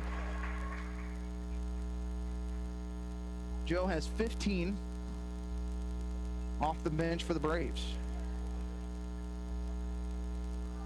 He has all 16 bench points for OU. So he makes the second. No one else off the bench has been able to score. Second on the way, or the third for Joe is good. And a stoppage of play. I think Ottawa's going to take a stoppage here. There's a cut on Jaquan Daniels, so they're having to fix that. So this will be an injury timeout with 8:21 remaining, as we'll go ahead and take a look here. And the scores from around the KCAC men's basketball. Sterling leading Friends 69-67, 3:27 left. Avalon, Kansas, Wesleyan haven't started yet. Oklahoma Wesleyan defeats Bethany 88-77. Oklahoma Wesleyan will be in this building on Thursday. And all the starters about to check back in for McPherson. Here's Gage McCoy from straight away for 3, no good. Rebound by Andre Jackson as the Braves lead at 63-61. 8:05 remaining. Joe trying to get some space. He'll finally get the basketball. Looks to drive. Johnson in the lane, spins, finds Andre Jackson. Step back from the free throw line is going to be well off. Rebound for McCoy. And Ottawa just not running much offense right now. That ball took a deflection. Looked like off the face of Crow, and they're going to say it is going to be McPherson basketball. Rivers joined by Jenkins, Chestnut, and Watts. All back in. Only player staying on the floor will be Okoro. Okoro's inbound finds Rivers at midcourt. Left-hand dribble. Works his way out to the wing to Chestnut. Right side Jenkins as Carroll was right with him off that screen. Jenkins guarded by Daniels. Step back 3 for Cameron Jenkins. Good. Hit the 3 to give McPherson an 8-point lead at halftime. Then it's a big 3 to take the lead here with 7:25 left. He's got 8 points. 20 seconds on the shot clock for the Braves to operate as Carroll stands at the midcourt stripe. Off the screen, it's Ian Moore, guarded by Fred Watts. Here's Moore with the floater halfway down. Tries to get the rebound. Okoro rips it away. Not sure how that one didn't go for Ian. Okoro left wing, drills between the legs. They're going to go down low to Watts. Have him work inside. Ball's loose. Watts gets it back. Now he loses it. Jackson tries to have it, and then Rivers is going to commit the foul on the reach in. I think it's actually going to go on Watts, his first personal, 4th team foul. McPherson leading Ottawa 64-63. 6:55 to go. Carroll front court right. He's been pretty quiet tonight. Pass down low, tipped out of bounds. Moore was looking for Daniels, cutting from the right elbow to the left block, and it's knocked out of bounds by Okoro. Carroll will inbound to the right of the basket for the Braves. Off the screen is Joe Johnson III. His jumper from the foul line draws rim. That's it. Rebound for McPherson and Okoro. They'll find Jenkins. Jenkins with no hesitation spins, trying to kick it right side. Johnson III with the steal. They'll find Perry Carroll in transition. Perry with the contact. Fouled in the bucket. Carroll hits the floor hard. Okoro helps him up. A chance for a 3-point play for Perry.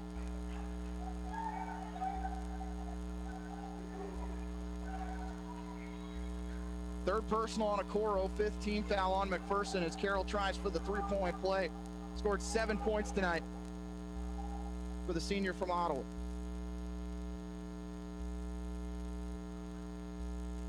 Free throw's no good. Ottawa on the night, 7 of 10 from the free throw line. That's around their average this year. 1-point lead for the Braves. Carroll tries to step out on Rivers. Rivers goes by him. They'll kick it right side to Okoro. He'll drive in the lane. No one there for Ottawa. Lays it in. 1-point lead again for McPherson. Here's Carroll the other way. Takes the contact, and that's going to be a blocking foul. As again, Okoro, the one that's there. It's Carroll topples over him. Both players taking their time getting up at the end of that one. 4th personal on Okoro.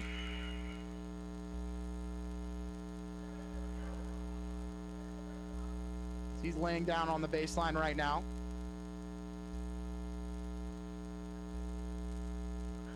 Sixth-team foul on the Bulldogs. Carroll's going to shoot 2, and both players took a lot at the end of that play. Hitting the deck hard. 6:04 left as Carroll's going to shoot free throws. Wait to see. I think Crow is going to check in for the Bulldogs.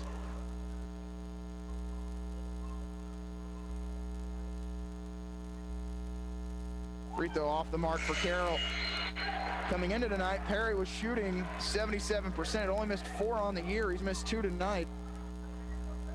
Last 2 have been big. Person 66, Ottawa 65. Missed both. 3 misses there for Perry Carroll on the last 2 possessions. McPherson retains their lead at 66-65. Ottawa switching. That's a bad switch. They're going to throw the lob inside. Chestnut lays it in. Just threw the lob over the top. And Ottawa very small right now. Here's Carroll stepping through. Right-hand layup not going to go. Rebound for Fred Watson. He'll throw it the length of the floor. Out to Crow. Crow's layup not going to go. Ball's tipped up in the air. Goes off the top of the, basically as far as you can go without that being a stoppage. They'll kick it in the corner. Carroll going to get in the lane, has Rivers there. They'll find Ian Moore for 3 in the corner. Yes! No look pass there from Perry Carroll to find Ian Moore, who's got 17.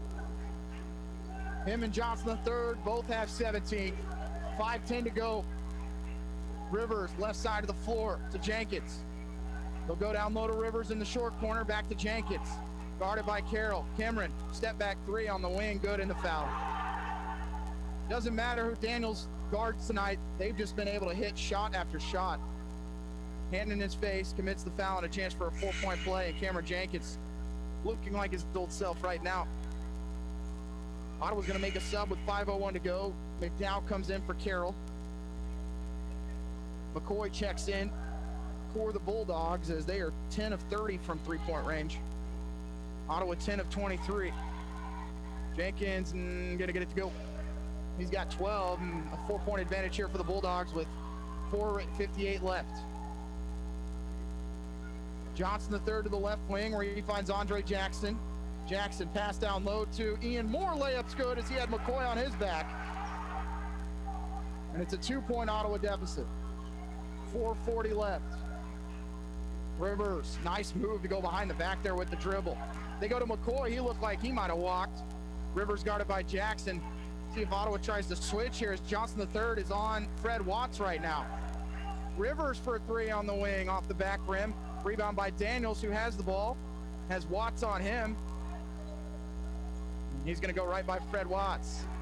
2-point deficit for OU, 4:15 to play. McPherson trying to end a 4-game skid. Ottawa trying to get to a 3-game-in-a-row streak for the first time all year. Lob down low to McDowell. He's double teamed. Picks up his dribble. And Ottawa's going to be called for the travel. McDowell got caught on his pivot foot.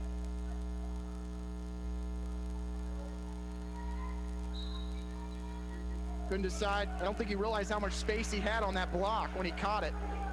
Could have gone up. 72-70 the lead for Mac. 3:54 to go. Rivers to Jenkins. Another three on the way. Yes. Timeout's going to be called by McPherson as they lead by 5 with 3:48 to go. And Jenkins has 15. He scored 7 straight. You're listening to Ottawa University men's basketball on KOFO. It's never too late to become who you're supposed to be. However, sometimes you may need a little help. Ottawa University can get you there. Their faculty and staff are dedicated to preparing graduates for a lifetime of significance. With dozens of degree programs, including accounting, engineering, human services, and marketing, as well as graduate degrees in business administration and education, Ottawa University will prepare you for whatever or whoever you want to be. Don't wait. Get started today. Find out more by visiting online at ottawa.edu. Great Life Golf and Fitness is a proud supporter of OU Braves basketball, and they support you in your goal to live and play better. The Great Life state-of-the-art fitness facility in downtown Ottawa is accessible 24 hours a day. Find out more by visiting greatlifegolf.com. Proud to be your golf and fitness community partner, Great Life Golf and Fitness. And the Bulldogs now 12 of 33 from deep. Ottawa 11 of 22. Issue now for OU is down by 5 with 3:48 to play. You know you're going to have to foul late if you're down by 3 or 4 here in the last couple minutes. When do you want to try and use some of your fouls? Or you just try and get some stops to the defensive end, but stops have not been a premium here. Have been a premium here in the second half. It's been 33-30 Ottawa outscoring McPherson in the second, but shooting percentage-wise, they continue to go up. On the floor for Ottawa, Jackson, Johnson the third, Moore, Daniels, and McDowell. Inbound will be Andre Jackson as McPherson shows full court pressure. So they'll go to Johnson the third. Joe, dribble handoff, finds Daniels. Right side to Ian Moore. Play was designed for him. McPherson read it. Moore guarded by Jenkins. He'll set the screen. Ian, reverse layup goes as he had Jenkins on his back. Ian Moore with 19. Make that 21. Rivers left side of the floor. Have to think this goes through Cameron Jenkins right now. Ottawa switches, and now Watts is going to have to, or Joe Johnson III will stay on Watts. Jenkins. Three-pointer again on the way. Good. And Ottawa just not stepping out deep enough right now on him. He's scored 13 in a row. Down by 6. McDowell for a three. It's off the mark, and that puts Ottawa in a big hole here. 2:55 to play, and Ottawa down by 6, and McPherson scored on their last 7 possessions. 4 of those have been threes. Rivers, left side to Chestnut. In the corner, they'll go to McCoy. They needed to go to Watts there. Here's Chestnut again for a three. It's long, rebound straight up to Andre Jackson. He can go the other way with it as Ottawa's down by 6, 2:37 to play. Here's Andre. Gets in the lane, backing in on McCoy. Contact, still goes over the top and lays it in. 2:28 left. 4-point lead for McPherson. Andre Jackson with 13. And holding it left side is Josh Rivers. Screen to be set by Jenkins. They'll find him. He goes to the floor, and they're going to take a timeout and use one of their remaining 3. As it's going to be a 30-second timeout. And we'll go ahead and just keep it here as Jenkins now tied for leading scorer for the Bulldogs with 18 on 6 of 15 shooting, 5 of 12 from deep. He's hit 4 here in the second half, 3 of which have been in the last 3 minutes. Miles McCurry has 8. Jaquan Chestnut right behind or tied with Jenkins with 18 on 8 of 14 shooting. Been pretty quiet here in the second half. 5 boards for him. Josh Rivers with 14. Fred Watts with 4. 4-point lead for the Bulldogs as we'll come out of this timeout. 2:12 left, 15 on the shot clock.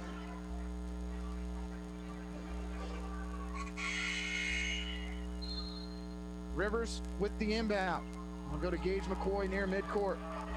Now back to Rivers. Again, they're going to have a pick and roll here with Jenkins. Rivers spinning in the lane, tries to throw it inside to Watts, goes off his hands. No, it doesn't. It goes off the hands of Andre Jackson with 6 on the shot clock.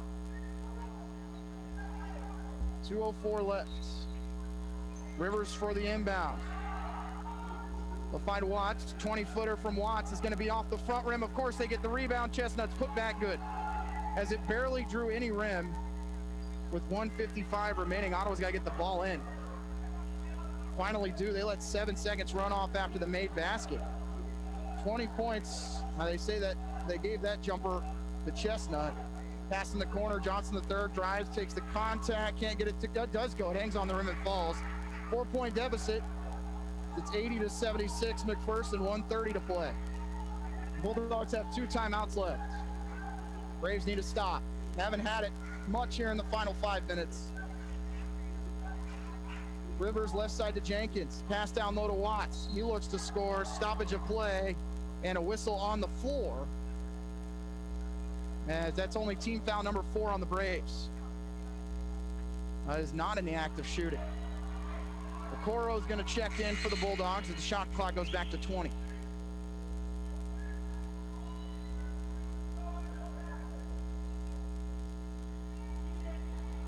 .119 left.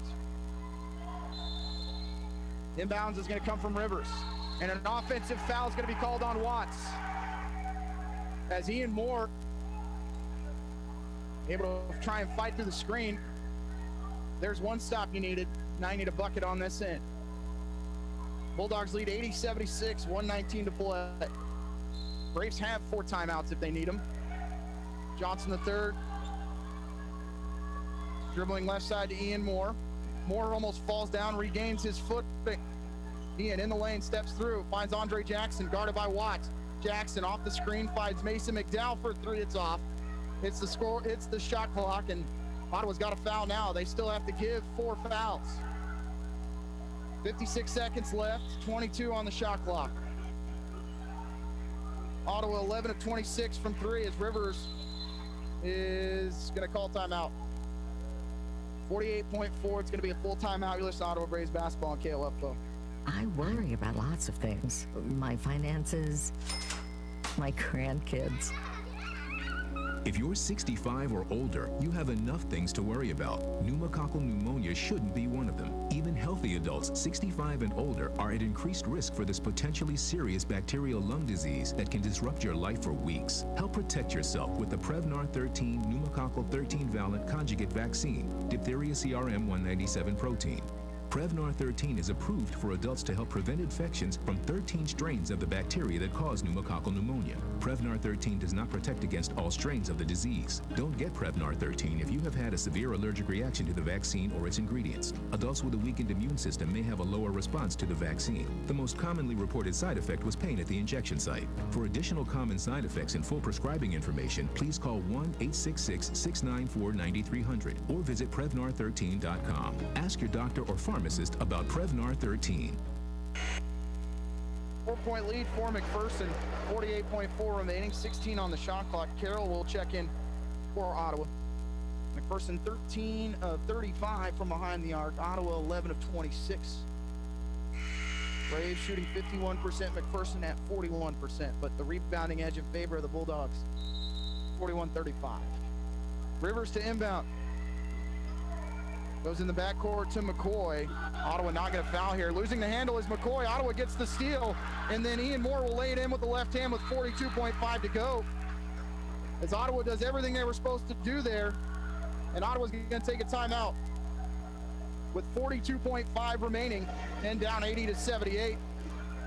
As it is going to be a full timeout for OU. You're listening to Ottawa Braves basketball on KOFO. There's no doubt a cold Kansas winter is headed our way. Is your heater up to the challenge? Call the pros at Adamson Brothers to make sure. 785-242-9273. Adamson Brothers Heating and Cooling, maintaining your comfort for over 30 years. When it comes to medication, help with Medicare, orthotic footwear, delivery, or just taking care of a refill, your health is our priority at Kramer Pharmacy. Stop in today at 134 South Main in downtown Ottawa. We're open Monday through Friday, 9 a.m. to 6 p.m. and Saturday 9 to 2. It's never too late to become who you're supposed to be. However, sometimes you may need a little help. Ottawa University can get you there. Their faculty and staff are dedicated to preparing graduates for a lifetime of significance. With dozens of degree programs, including accounting, engineering, human services, and marketing, as well as graduate degrees in business administration and education, Ottawa University will prepare you for whatever or whoever you want to be. Don't wait. Get started today. Find out more by visiting online at ottawa.edu. Ian Moore able to get the lay-in after the Joe Johnson steal. Braves within 2. They're going to go full court pressure. 42.5 remaining. Finds Rivers. Ottawa traps. They find McCoy. Back to Rivers. And he stepped out of bounds. He did on the sideline, his right foot, with 38.1 remaining. It'll be Ottawa basketball. Braves have 3 timeouts left. I think they're going to use one here. We'll see. And they will. Back-to-back turnovers by McPherson, as it's going to be a full timeout, and Ottawa trailing 80-78. You're listening to Ottawa Braves basketball on KOFO. Runners to your mark. Set. Some may see a sprinter. At the NFHS, we see a future leader already off to the races. Some may see a volleyball player.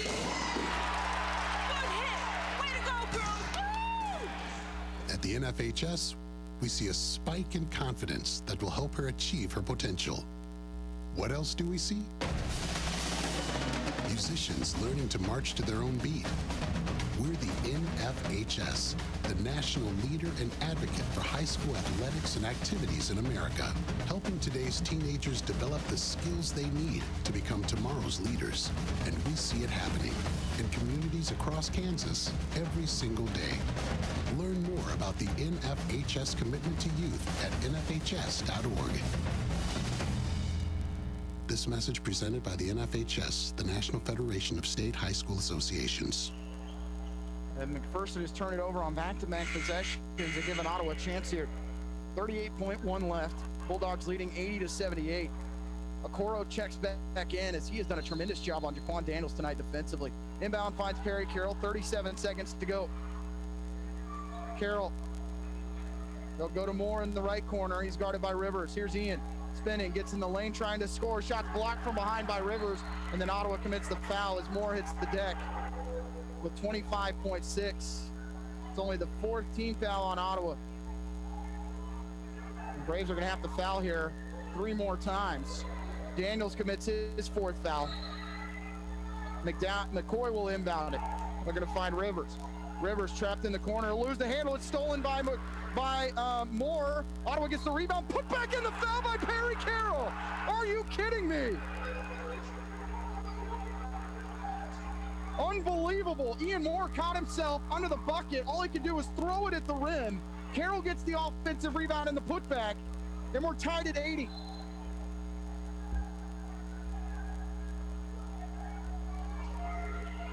As Perry Carroll will go to the line for the and one opportunity. He's got 9 points, but he's missed his last 3 from the foul line.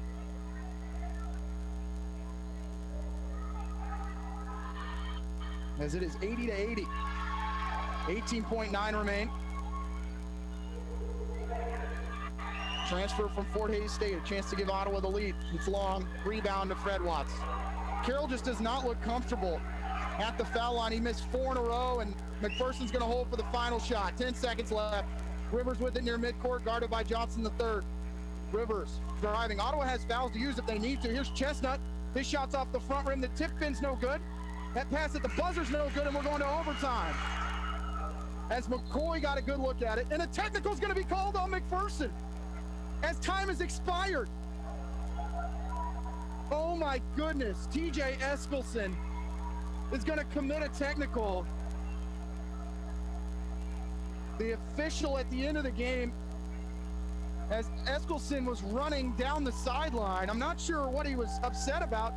His team got two really good looks. I'm surprised McCoy couldn't finish from 3 feet, as Joe Johnson III will go down to shoot the free throws.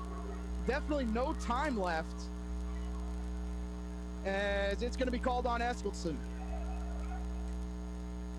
I can't believe it. Absolutely bonkers. And he's talking to the officials right now, but he's asking for a foul here on his end. The initial layup attempt, or the jumper from Watts, was an air ball. Might have been partially blocked, but had two really good looks. Chestnut had one, and then McCoy had one. Are we going to say this is going to overtime regardless? They have 5 minutes on the board right now. McPherson is off the floor completely.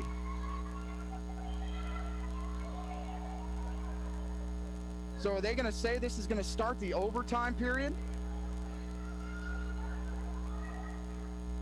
I have never seen this before. To finish a game, a technical foul called on a coach after time's expired. They have 5 minutes on the scoreboard right now. So I'm not real sure what the call is here. So Joe Johnson III goes to the line to shoot 2 free throws. Went 4 for 4 to finish things off. First one's good for Joe, but they still have 5 on the scoreboard here, so I'm not real sure if that wins the game or not. Second on the way for Joe is good, and not real sure if that's the ball game or not. Nobody right now knows.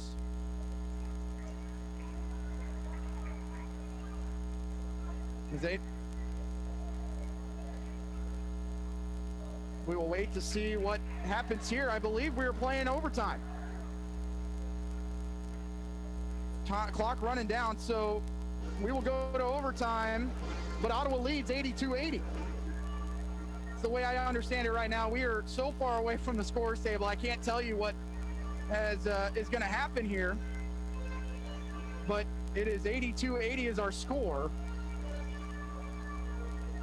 as McPherson called for the technical as time expired. So we will, I'm assuming we're going to overtime, as that technical was committed by head coach TJ Eskelson. As Ottawa is bringing their team back out on the floor here.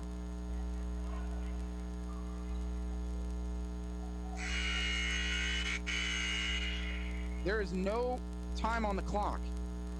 They are going to play overtime. Okay, I've never seen a team. Is it because it was on a coach? I would have to think instead of a. But Ottawa's going to start overtime with its 2-point lead. This is unbelievable. So on your bingo card, if you had Ottawa starting overtime with a 2-point lead, you win. 21 points now for Joe as Oklahoma make that. McPherson wins the tip to start overtime, trailing by 2. Okoro with it. He's joined by Chestnut, Watts, Rivers. Chestnut off the screen finds McCoy in the corner to Okoro. Off to Rivers. Rivers driving on Carroll, kicks it to Chestnut. He goes baseline, loses the handle. Ball's on the floor. Everyone diving for it. Chestnut, pass inside, going to be stolen away by Ian Moore. 4:30 to play. Braves 82, McPherson 80. Bulldogs are up by 6 at 80-74 with just under a minute to go, and Ottawa goes on a 6-0 run as we go to overtime. Carroll, dribble handoff, finds Andre Jackson. He looks to drive, goes by Watts, takes the contact. Offensive rebound by Mason McDowell. He finds Jaquan, who's just not comfortable right now shooting the ball. Ottawa's got 5 seconds. Here's Daniels for a 3, trying to make me pay for that comment. Can't get it to go. 4 minutes left, 82-80 the lead for Ottawa. No one has scored in overtime. McCoy with the screen. Pass left side to Okoro, guarded by Daniels. To Watts at the elbow. Watts driving baseline, double team, contact, no foul, and Ottawa gets the rebound. Ottawa triple team Fred Watts that time, still almost scored. McDowell with 3:34 to go in overtime. It's 82-80 Braves.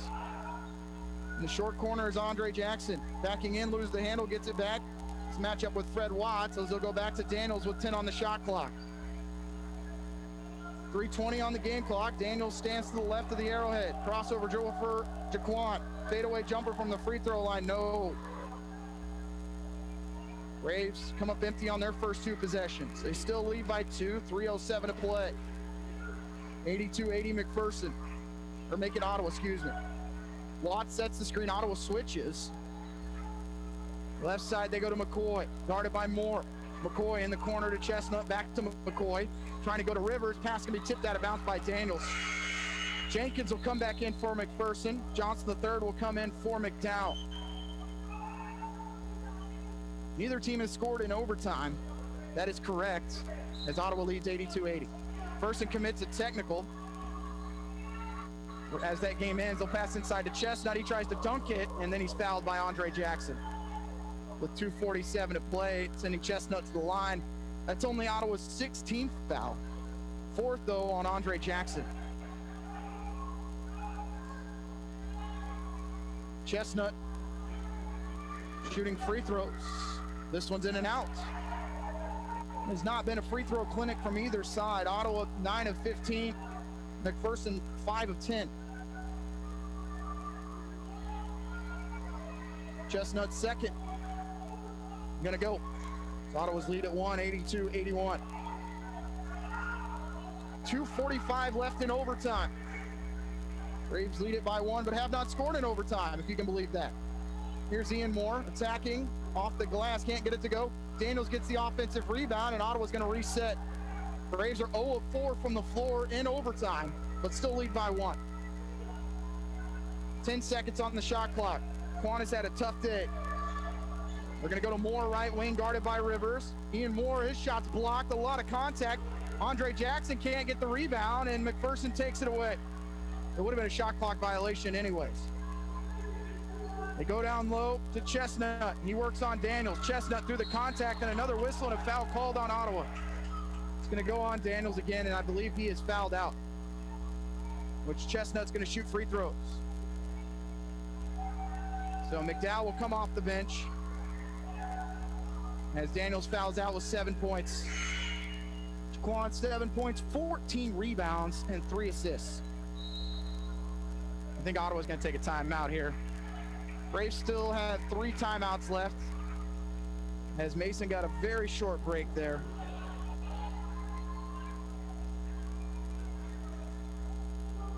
Chestnut back to the line. That is a career high for rebounds for Jaquan Daniels, as the free throw is good for Chestnut. 22 for him. Second on the way. Good. McPherson takes their first lead of overtime, 83-82. 2:05 left. I have to think that's a career high for Chestnut. Only 3 points per game, and he's got 23. 2 minutes left. Carroll going to go by Rivers, attacks. Right-hand layup's no good, and Ottawa is just throwing up bricks right now on the offensive end. McDowell gets the rebound, kicks it out to Johnson III. Joe with the contact. He tries to float, can't score. Braves 0 of 6 in overtime. 1:40 to go. 83-82 McPherson lead over Ottawa.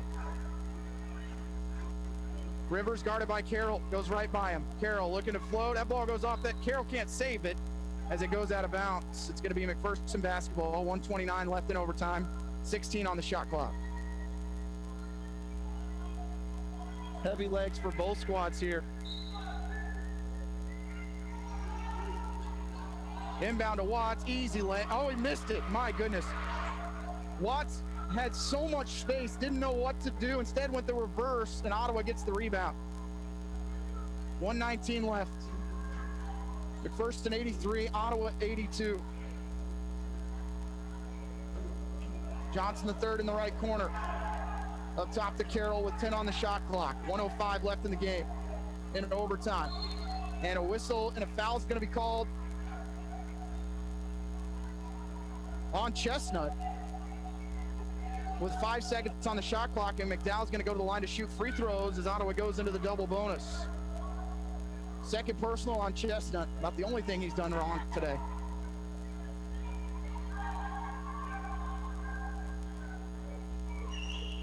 McDowell to shoot free throws. Yes, makes the first. With 1:02 remaining, we're tied at 83. Ray still had 3 timeouts left. McPherson with 2. Mason's second is good, and a timeout taken by Ottawa as they lead 84-83 over McPherson with 1 minute and 2 seconds remaining. As it's going to be a full timeout. You're listening to Ottawa Braves basketball on KOFO. Sports, information, and entertainment in East Central Kansas. KOFO K279CS Ottawa, where keeping you informed comes first. Being helpful is what Arvest Bank is all about, and part of being helpful is listening to our customers, which is why Arvest Go, our mobile app, was recently certified by J.D. Power for providing an outstanding mobile banking experience. You can easily pay friends, securely lock and unlock your cards, deposit checks, pay bills, and more. So download Arvest Go today. Arvest Bank, ready to help. Member FDIC. For J.D. Power 2020 certification info, visit jdpower.com/awards. Needing work? Want to do something different? KOFO is looking for someone to fill a part-time position as the host of the Sunday morning gospel favorite show. No previous experience is necessary, but must have a good work ethic, good communication skills, be familiar with computer operations, and have your own transportation. If interested, send us an email at kofo@kofo.com. No phone calls, please. KOFO is an equal opportunity employer. Braves up 84-83, 1 minute and 2 seconds remaining. After Mason McDowell hits 2 free throws, give Ottawa a 1-point lead. Inbounds finds Cameron Jenkins, now back to Rivers. Carroll will guard him. Just in front of the McPherson bench on the left wing. Rivers off the screen, looking left side. Now they'll go to Jenkins. Jenkins in the lane, floats and scores. 47.9 left, back to a 1-point McPherson lead. He's been all Cameron Jenkins in the second half. He's got 15, 20 overall. Ottawa's going to take a timeout, down by 1 with 38.9 remaining. And it will be a 30-second timeout. You're listening to Ottawa Braves basketball on KOFO.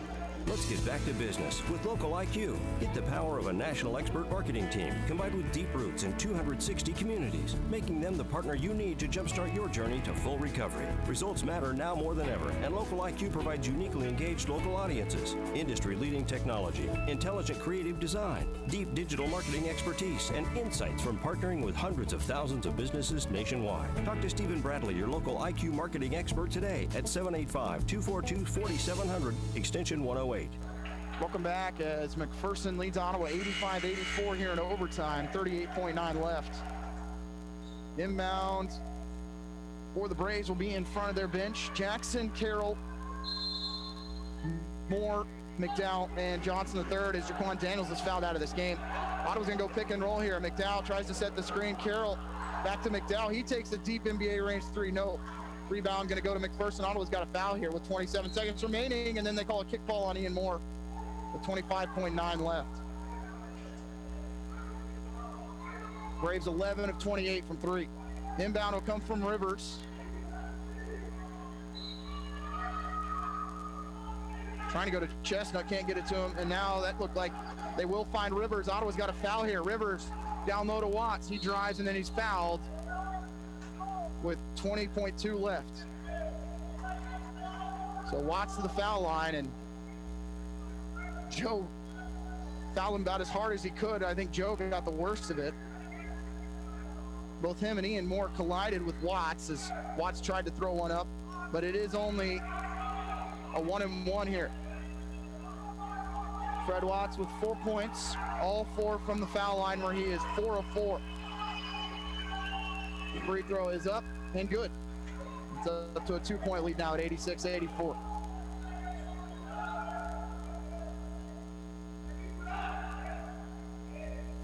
Five points for Fred Watts. Second on the way is up. And good. It's a 3-point deficit as McPherson now takes one of their final 2 timeouts as they go up 87-84 with 20.2 remaining. It'll be a full timeout. You're listening to Ottawa University Braves basketball at KOFO.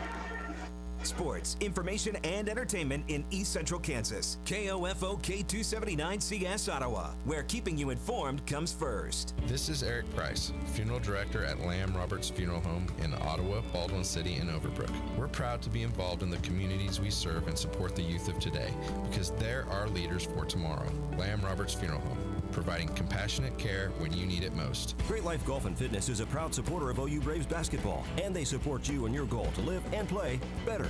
The Great Life state-of-the-art fitness facility in downtown Ottawa is accessible 24 hours a day. Find out more by visiting greatlifegolf.com. Proud to be your golf and fitness community partner, Great Life Golf and Fitness. Have you ever thought about why listening to the radio is better for you than spending all your time staring at your phone? We are hands-free, so in the car, you can keep your eyes on the road, where they should be. We don't need your personal information, so you don't have to worry about spam from us. And all you have to do is listen, not waste your time scrolling through an endless sea of recipes, memes, and cat videos. Radio, the original social media, and your source for information and entertainment at 1220 and 103.7 FM KOFO. 3-point lead for McPherson, 20.2 remaining. Ottawa is in the double bonus. The inbound will find Joe Johnson III. Quickly into the front court goes Joe. Dribble handoff finds Perry Carroll. Perry, hesitation, trying to drive, kicks it out to Andre Jackson. Ottawa needs to get a 3. Carroll takes it, loses the handle, ball's loose, and it's going to go out of bounds with 6.2 remaining as that original shot had the ball knocked out of the hands of Carroll. Would have been a traveling violation if he would have landed on his feet, and Ottawa is going to take their final timeout with 6.2 remaining as it's going to be a full timeout. You listen to Ottawa Braves basketball on KOFO. Kansans with disabilities and senior citizens are 3 times more likely to be crime victims. If you are a Kansas senior citizen or a Kansan with a disability and you are a crime victim, contact the Disability Rights Center of Kansas at 877-776-1541. We may be able to help you with your civil legal matter. Contact us at 877-776-1541 or drckansas.org. Once again, if you are a Kansas senior or a Kansan with a disability who is a crime victim, contact the Disability Rights Center of Kansas at 877-776-1541 or drckansas.org. We may be able to help you with your civil legal matter. The content of this radio ad is sponsored by the Disability Rights Center of Kansas and this station. It is supported by a VOCA grant awarded through the Federal Office for Victims of Crime as administered by the Kansas Governor's Grants Program. It does not necessarily reflect the views of the Office of the Kansas Governor or the U.S. Department of Justice. 87-84 McPherson lead. Inbounds finds Andre Jackson. Braves have 4 seconds. Here's Ian Moore. Fadeaway 3. Hits it. Was 0.9. The inbound finds Rivers. He's not going to get a shot off. It's not going to count if it went. But what a shot by Ian Moore. Off the screen. Had McCoy right on his hip. And we're going to double overtime. Unbelievable. And no technical this time either, as we will start tied when we go to double OT. We'll take a 30-second break. You're listening to Ottawa Braves basketball on KOFO. It's never too late to become who you're supposed to be. However, sometimes you may need a little help. Ottawa University can get you there. Their faculty and staff are dedicated to preparing graduates for a lifetime of significance. With dozens of degree programs, including accounting, engineering, human services, and marketing, as well as graduate degrees in business administration and education, Ottawa University will prepare you for whatever or whoever you want to be. Don't wait. Get started today. Find out more by visiting online at ottawa.edu. Welcome back as Ian Moore sends us to double overtime, a career high 26 for him. As Moore, 6 of 9 from 3, 10 of 18 overall. 2 assists as well, as Ottawa able to stay alive after McPherson took a 3-point lead. But Braves without Jaquan Daniels here in overtime number 2. As we are tied at 87, we'll play 5 more minutes. McDowell, Jackson, Johnson III, Carroll, and Moore. Ottawa already shorthanded without Jackson Mallory with that ankle injury and street close, which I'm not sure when he'll be back, but McDowell does win the tip over Chestnut. Braves did not score on their first 6 possessions in the first overtime, but actually led for the first 3 or 4 minutes. Ian Moore has it stripped away. Jackson comes away with it, though. He'll find Johnson the third. Joe looks to drive by Jenkins, takes the contact. He'll score off the glass as Jenkins is the one that hits the deck. Braves up 89-87. 4:34 left in overtime. Rivers off the screen.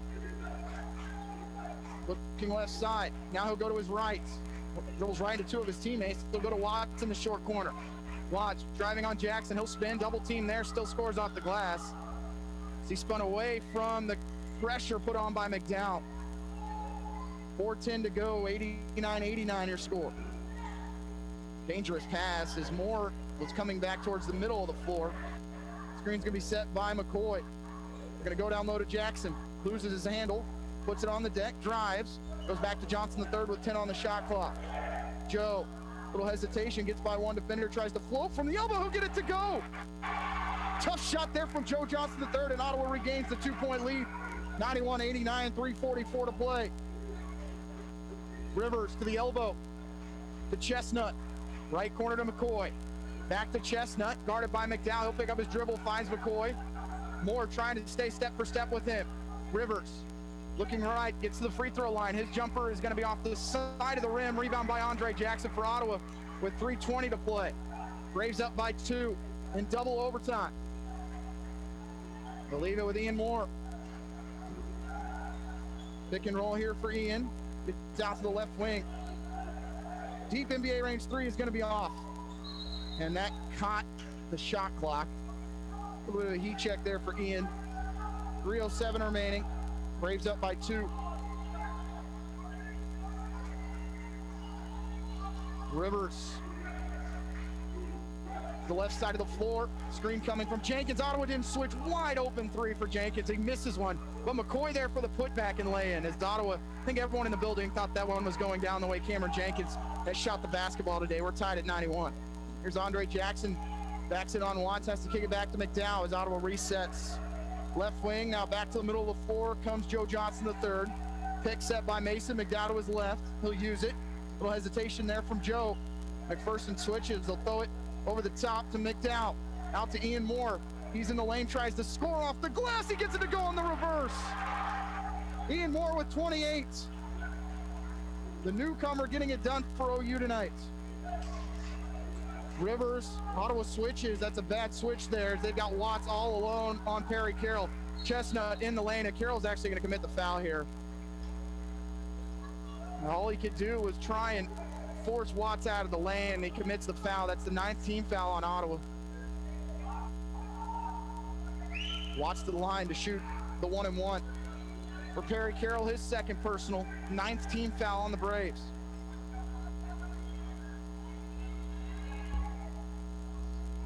Watts perfect today, where he's 6 of 6 from the free throw line. 8 points for the big man. First free throw good. Senior from Houston, Texas, by way of Cali College.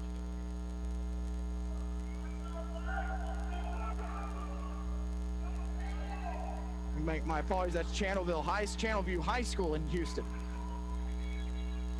Second on the way for Watts is long, rebound, straight up in the air. The smallest guy on the floor comes away with it, and Joe Johnson the third. Big rebound there for Ottawa. Braves up by 1, 2:03 to play.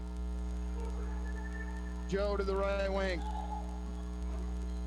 Right wing finds Andre Jackson with the pass.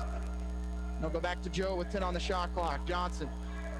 Rivers on him. Joe looks to drive, loses the handle. It's going to go out of bounds off his leg as he hits the deck. No whistle from the officials. 1:47 left.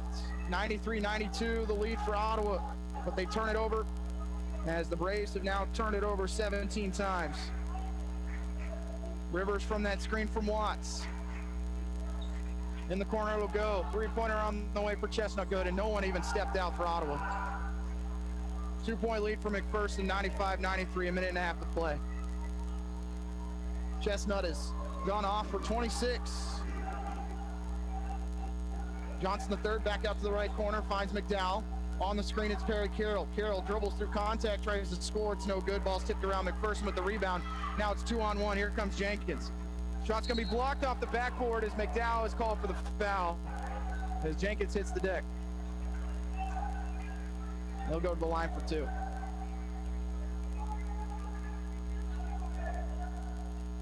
Cameron Jenkins steps to the line. The Bulldogs leading by 2, 95-93, 109 left. Both teams, Ottawa with 1 timeout, McPherson with 2. Jenkins free throw, good. Cameron Jenkins now with 21.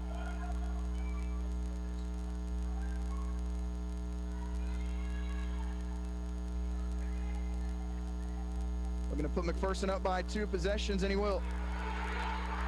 4-point lead for the Bulldogs, 1:07 to play in our second overtime. Braves have been without Jaquan Daniels for both overtimes. Here's Carroll, guarded by McCoy. Here's McDowell, can he hit a 3? No.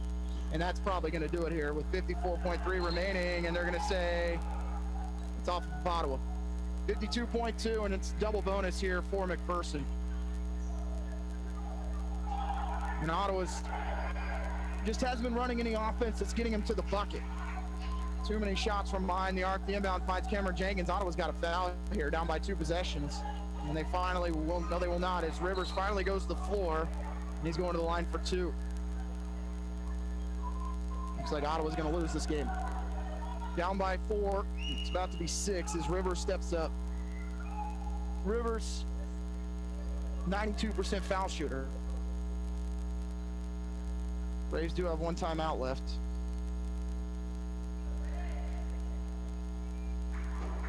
First one for Rivers is good. It's 98-93. Doesn't get any easier for Ottawa. They'll play Oklahoma Wesleyan on Thursday. Second for Rivers is good. 99-93. Braves need another miracle here. They got one in regulation. Moore gets 2 screens. He'll shoot a 3. Good. Timeout called by Ottawa with 36.5 remaining as Ian Moore scored 31. Tremendous night for him, but Ottawa's defense just has not gotten it done. They trail by 3. So the full timeout, you listen to Ottawa Braves basketball on KOFO. The KOFO Thanks for Giving project means more to our community this holiday than ever before. With so many families affected as a result of the COVID-19 virus, you can help by dropping off non-perishable food items, clothing, or toys at one of our Thanks for Giving pantries, located at Victory Chrysler Dodge Jeep Ram and Kalmara, Ottawa. Donated items will be distributed to Hope House and ECAN. Thank you to Midwest Cabinet for constructing the pantries, and thank you to our listeners for your help this holiday. From KOFO. Have you ever thought about why listening to the radio is better for you than spending all your time staring at your phone? We are hands-free, so in the car, you can keep your eyes on the road, where they should be. We don't need your personal information, so you don't have to worry about spam from us. And all you have to do is listen, not waste your time scrolling through an endless sea of recipes, memes, and cat videos. Radio, the original social media, and your source for information and entertainment at 1220 and 103.7 FM KOFO. McPherson leads by 3, 99-96. 36.5 seconds remain. McPherson can run the baseline here as Gage McCoy will inbound. Inbound will find Watts. Ottawa tries to trap. They find McCoy. Left side out to Chestnut. And McCoy able to come away with it. They'll find Rivers with 23 seconds left. And Ottawa doesn't want to foul Rivers. He's a 93% foul shooter. And a timeout's going to be called by McPherson with 24.3 remaining. He's one of their final 2. As it will be a full timeout as the Bulldogs lead by 3 with 24.3 remaining. You're listening to Ottawa Braves basketball on KOFO. When you have an emergency, who do you call? 911. What do you do if you're unable to speak during your emergency? You text to 911. Franklin County Emergency Communications Center has recently added text to 911 technology as part of the new 911 phone system. Cell phone users can use their phone messaging system to text 911 to contact local dispatch. Phones must have a text or data plan in order to use this service, and phones in roaming mode, text apps, or apps messaging services cannot use this feature. It is important to note Dispatch is unable to determine your location while using this service, so always know your location and include that in your initial text. Remember, if you're able to place a voice call, we're able to help you more quickly. But in the event you are unable to speak, text to 911 will still allow us to get the information we need. Call if you can, text if you can't. For more information, go to kansas911.org or 911.gov. This message has been brought to you by the Franklin County Emergency Communications Center and KOFO. 99-96 lead for McPherson.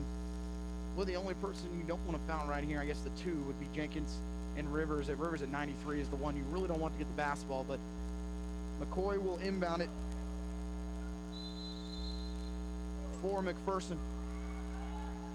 They'll go straight to Fred Watts. Ottawa not going to foul here. There's a 6-second differential between shot clock and game clock. They'll kick it out to Jenkins, and Jenkins gets in the lane, steps through. They'll kick it out to McCoy. And Ottawa's going to foul with 14.2, which there was only 8 seconds on the shot clock there. They're going to send Chestnut to the line to shoot the free throws with 14.2 remaining. Chestnut with 26. He's 3 of 5 from the free throw line. 10 of 17 from the field, 7 rebounds for him. Have to believe this is a career night for him, a newcomer for McPherson. And free throw's good. 100-96, 14.2 left.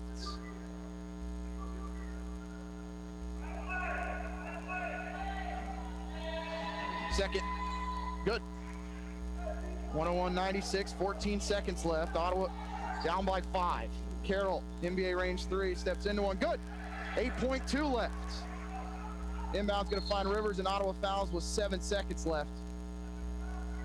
It's 101-99, Perry Carroll now with 12.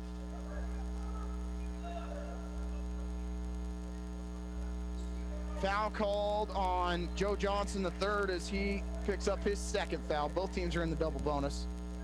Here in double overtime, and the Bulldogs leading by 2. Rivers has missed 1 free throw all season. He'll hit the first one. McPherson had lost 4 straight coming into this one. Looking to get a big win on the road. As they don't play again until January 6th. They'll play at home against Friends. They'll hit it with 7 seconds left. Inbound finds Perry Carroll. Braves down by 4. Perry for 3. Can't get it to go, and that's going to wrap it up. As Ottawa's going to fall 103-99 to McPherson College in double overtime. We'll take a break. You're listening to Ottawa Braves basketball on KOFO. My name is Dakota Smith, and I'm the pastor at Ottawa Bible Church. With the difficult year of 2020 coming to a close, we are ready for Christmas. Throughout this holiday season, OBC will be starting a new series surveying the book of Isaiah, titled The Holy One of Israel, and examining the themes of judgment, hope, and prophecy as it pertains to Israel's coming king. Radio services are from 8:30 to 9 a.m. on Sunday mornings, and in-person services attended at 8 and 10 a.m. More information about us can be found at ottawabiblechurch.com. Being a teenager is tough. There's the constant pressure to be liked. Endless worrying about college. Cyberbullying, high expectations, all the negativity. There's no question. Being a teenager is tough. And what do Kansas teens do when they want to block out the noise and clear their heads? We play! Yeah! Research shows that teenagers who participate in high school sports have lower stress levels, more confidence, and greater self-esteem. And then there's the biggest benefit of all. High school sports are fun. Not just fun. They're a lot of fun. Encourage your teenagers to participate in a sport or activity when they go to high school. They'll stress less and smile more. And they'll be laying the foundation for a happier, healthier future. This message presented by the Kansas State High School Activities Association and the Kansas Interscholastic Athletic Administrators Association.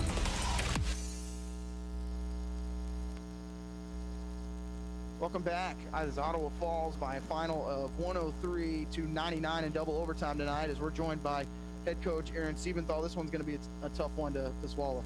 Yeah, you know, I mean, the loss hurts, and proud of some of our guys, the way they battled and you know, really fought hard at the end. And we just are a really, really poor defensive team right now. You know, there's no excuse for it. I don't care if pandemic or lack of reps or any of that stuff. We just are not very good defensively, and it starts with our effort. Our effort's just not there. You know, we just got to get that straightened out. I guess maybe it's a good thing we have an extra day before our next game. We can maybe get after a little bit. Looking at final stats here, Ian Moore, career high 31, able to send it to overtime, send it into overtime. Number 2 hits a 3 there. He finishes the night, 7 of 10 from the 3-point line. We knew, when he was brought in that he could be a lethal shooter, but he did it in all areas tonight. Yeah, Ian's a good basketball player, man. I mean, scoring is not a problem for us. So, we just have too many defensive lapses, and you can't give up 45 points in a half and let guys that are averaging 4 points a game go for career nights on you. And we're just doing that every night.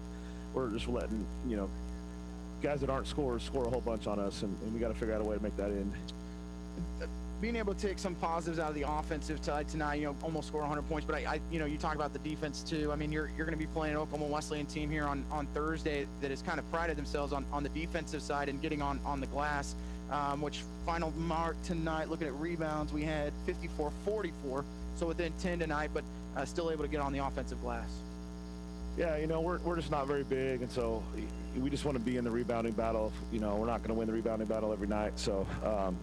Rebounding is important for us, but the problem is they had too many shots to go through the net. We were rebounding the ball out of the net, so I'm going to be a broken record here for you, Case. You can keep asking me all the questions you want, but I'm going to keep telling you the same thing.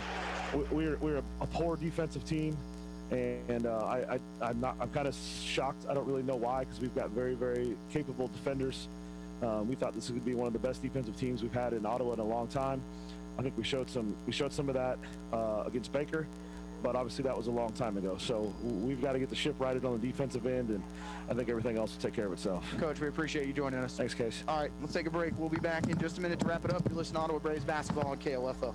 America is kept safe because the Army National Guard responds, protects, and supports our nation when it needs them most. From fighting wildfires with air support, helping civilians in flooded neighborhoods, to delivering food and supplies to those who have lost everything, the Army National Guard always responds when disaster strikes. The Army National Guard also trains to be ever vigilant against threats, foreign and domestic. They protect our skies with missile defense weaponry. They secure our information, communications, and infrastructure with cybersecurity. And they protect us against chemical, biological, and radiological hazards with the civilian support team. The Army National Guard also stands ready to deploy and provide support for conflicts or humanitarian missions abroad.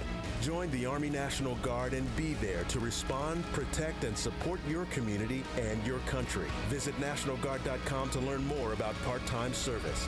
Sponsored by the Kansas Army National Guard. Aired by the Kansas Association of Broadcasters and this station.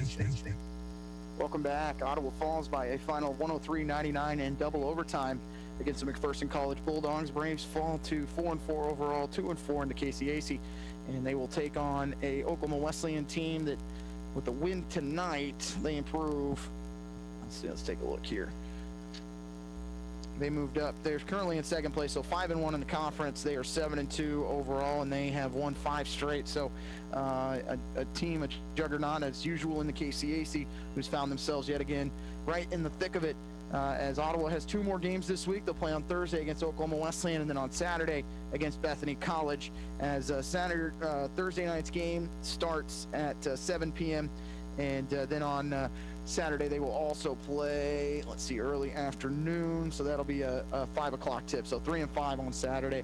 We'll go ahead and give you the final rundown for the Braves. As Ian Moore, career high 31 on 12 of 20 shooting. Joe Johnson, a career high 25 on 7 of 15 shooting, 3 of 7 from deep, 8 of 9 from the free throw line. Andre Jackson with 13. Perry Carroll had 12, 5 of 13 shooting, 2 of 6 from behind the three-point line, 0 of 4 from the free throw line. Jaquan Daniels, 7 points. He fouled out. A tough night offensively. Took a shot to the head early on in the second half, and has just really been playing banged up lately, and so he fouled out of the game early on. Mason McDowell with 11 on 4 of 9 shooting. And Ottawa falls to 2-4 in conference play. They go to 4-4 overall. McPherson improves to 5-4, 3-4 in the KCAC. I want to thank Larson Johnson for all his help tonight. And for all of you listening, we'll be back on the air on Thursday as we have a 5 and 7 o'clock tip against Tabor on the ladies' side and Oklahoma Wesleyan on the men's side. For Casey Weeder here, I want to thank you for listening. Braves fall short 103-99 in double OT. You've been listening to Ottawa University men's basketball on KOFO.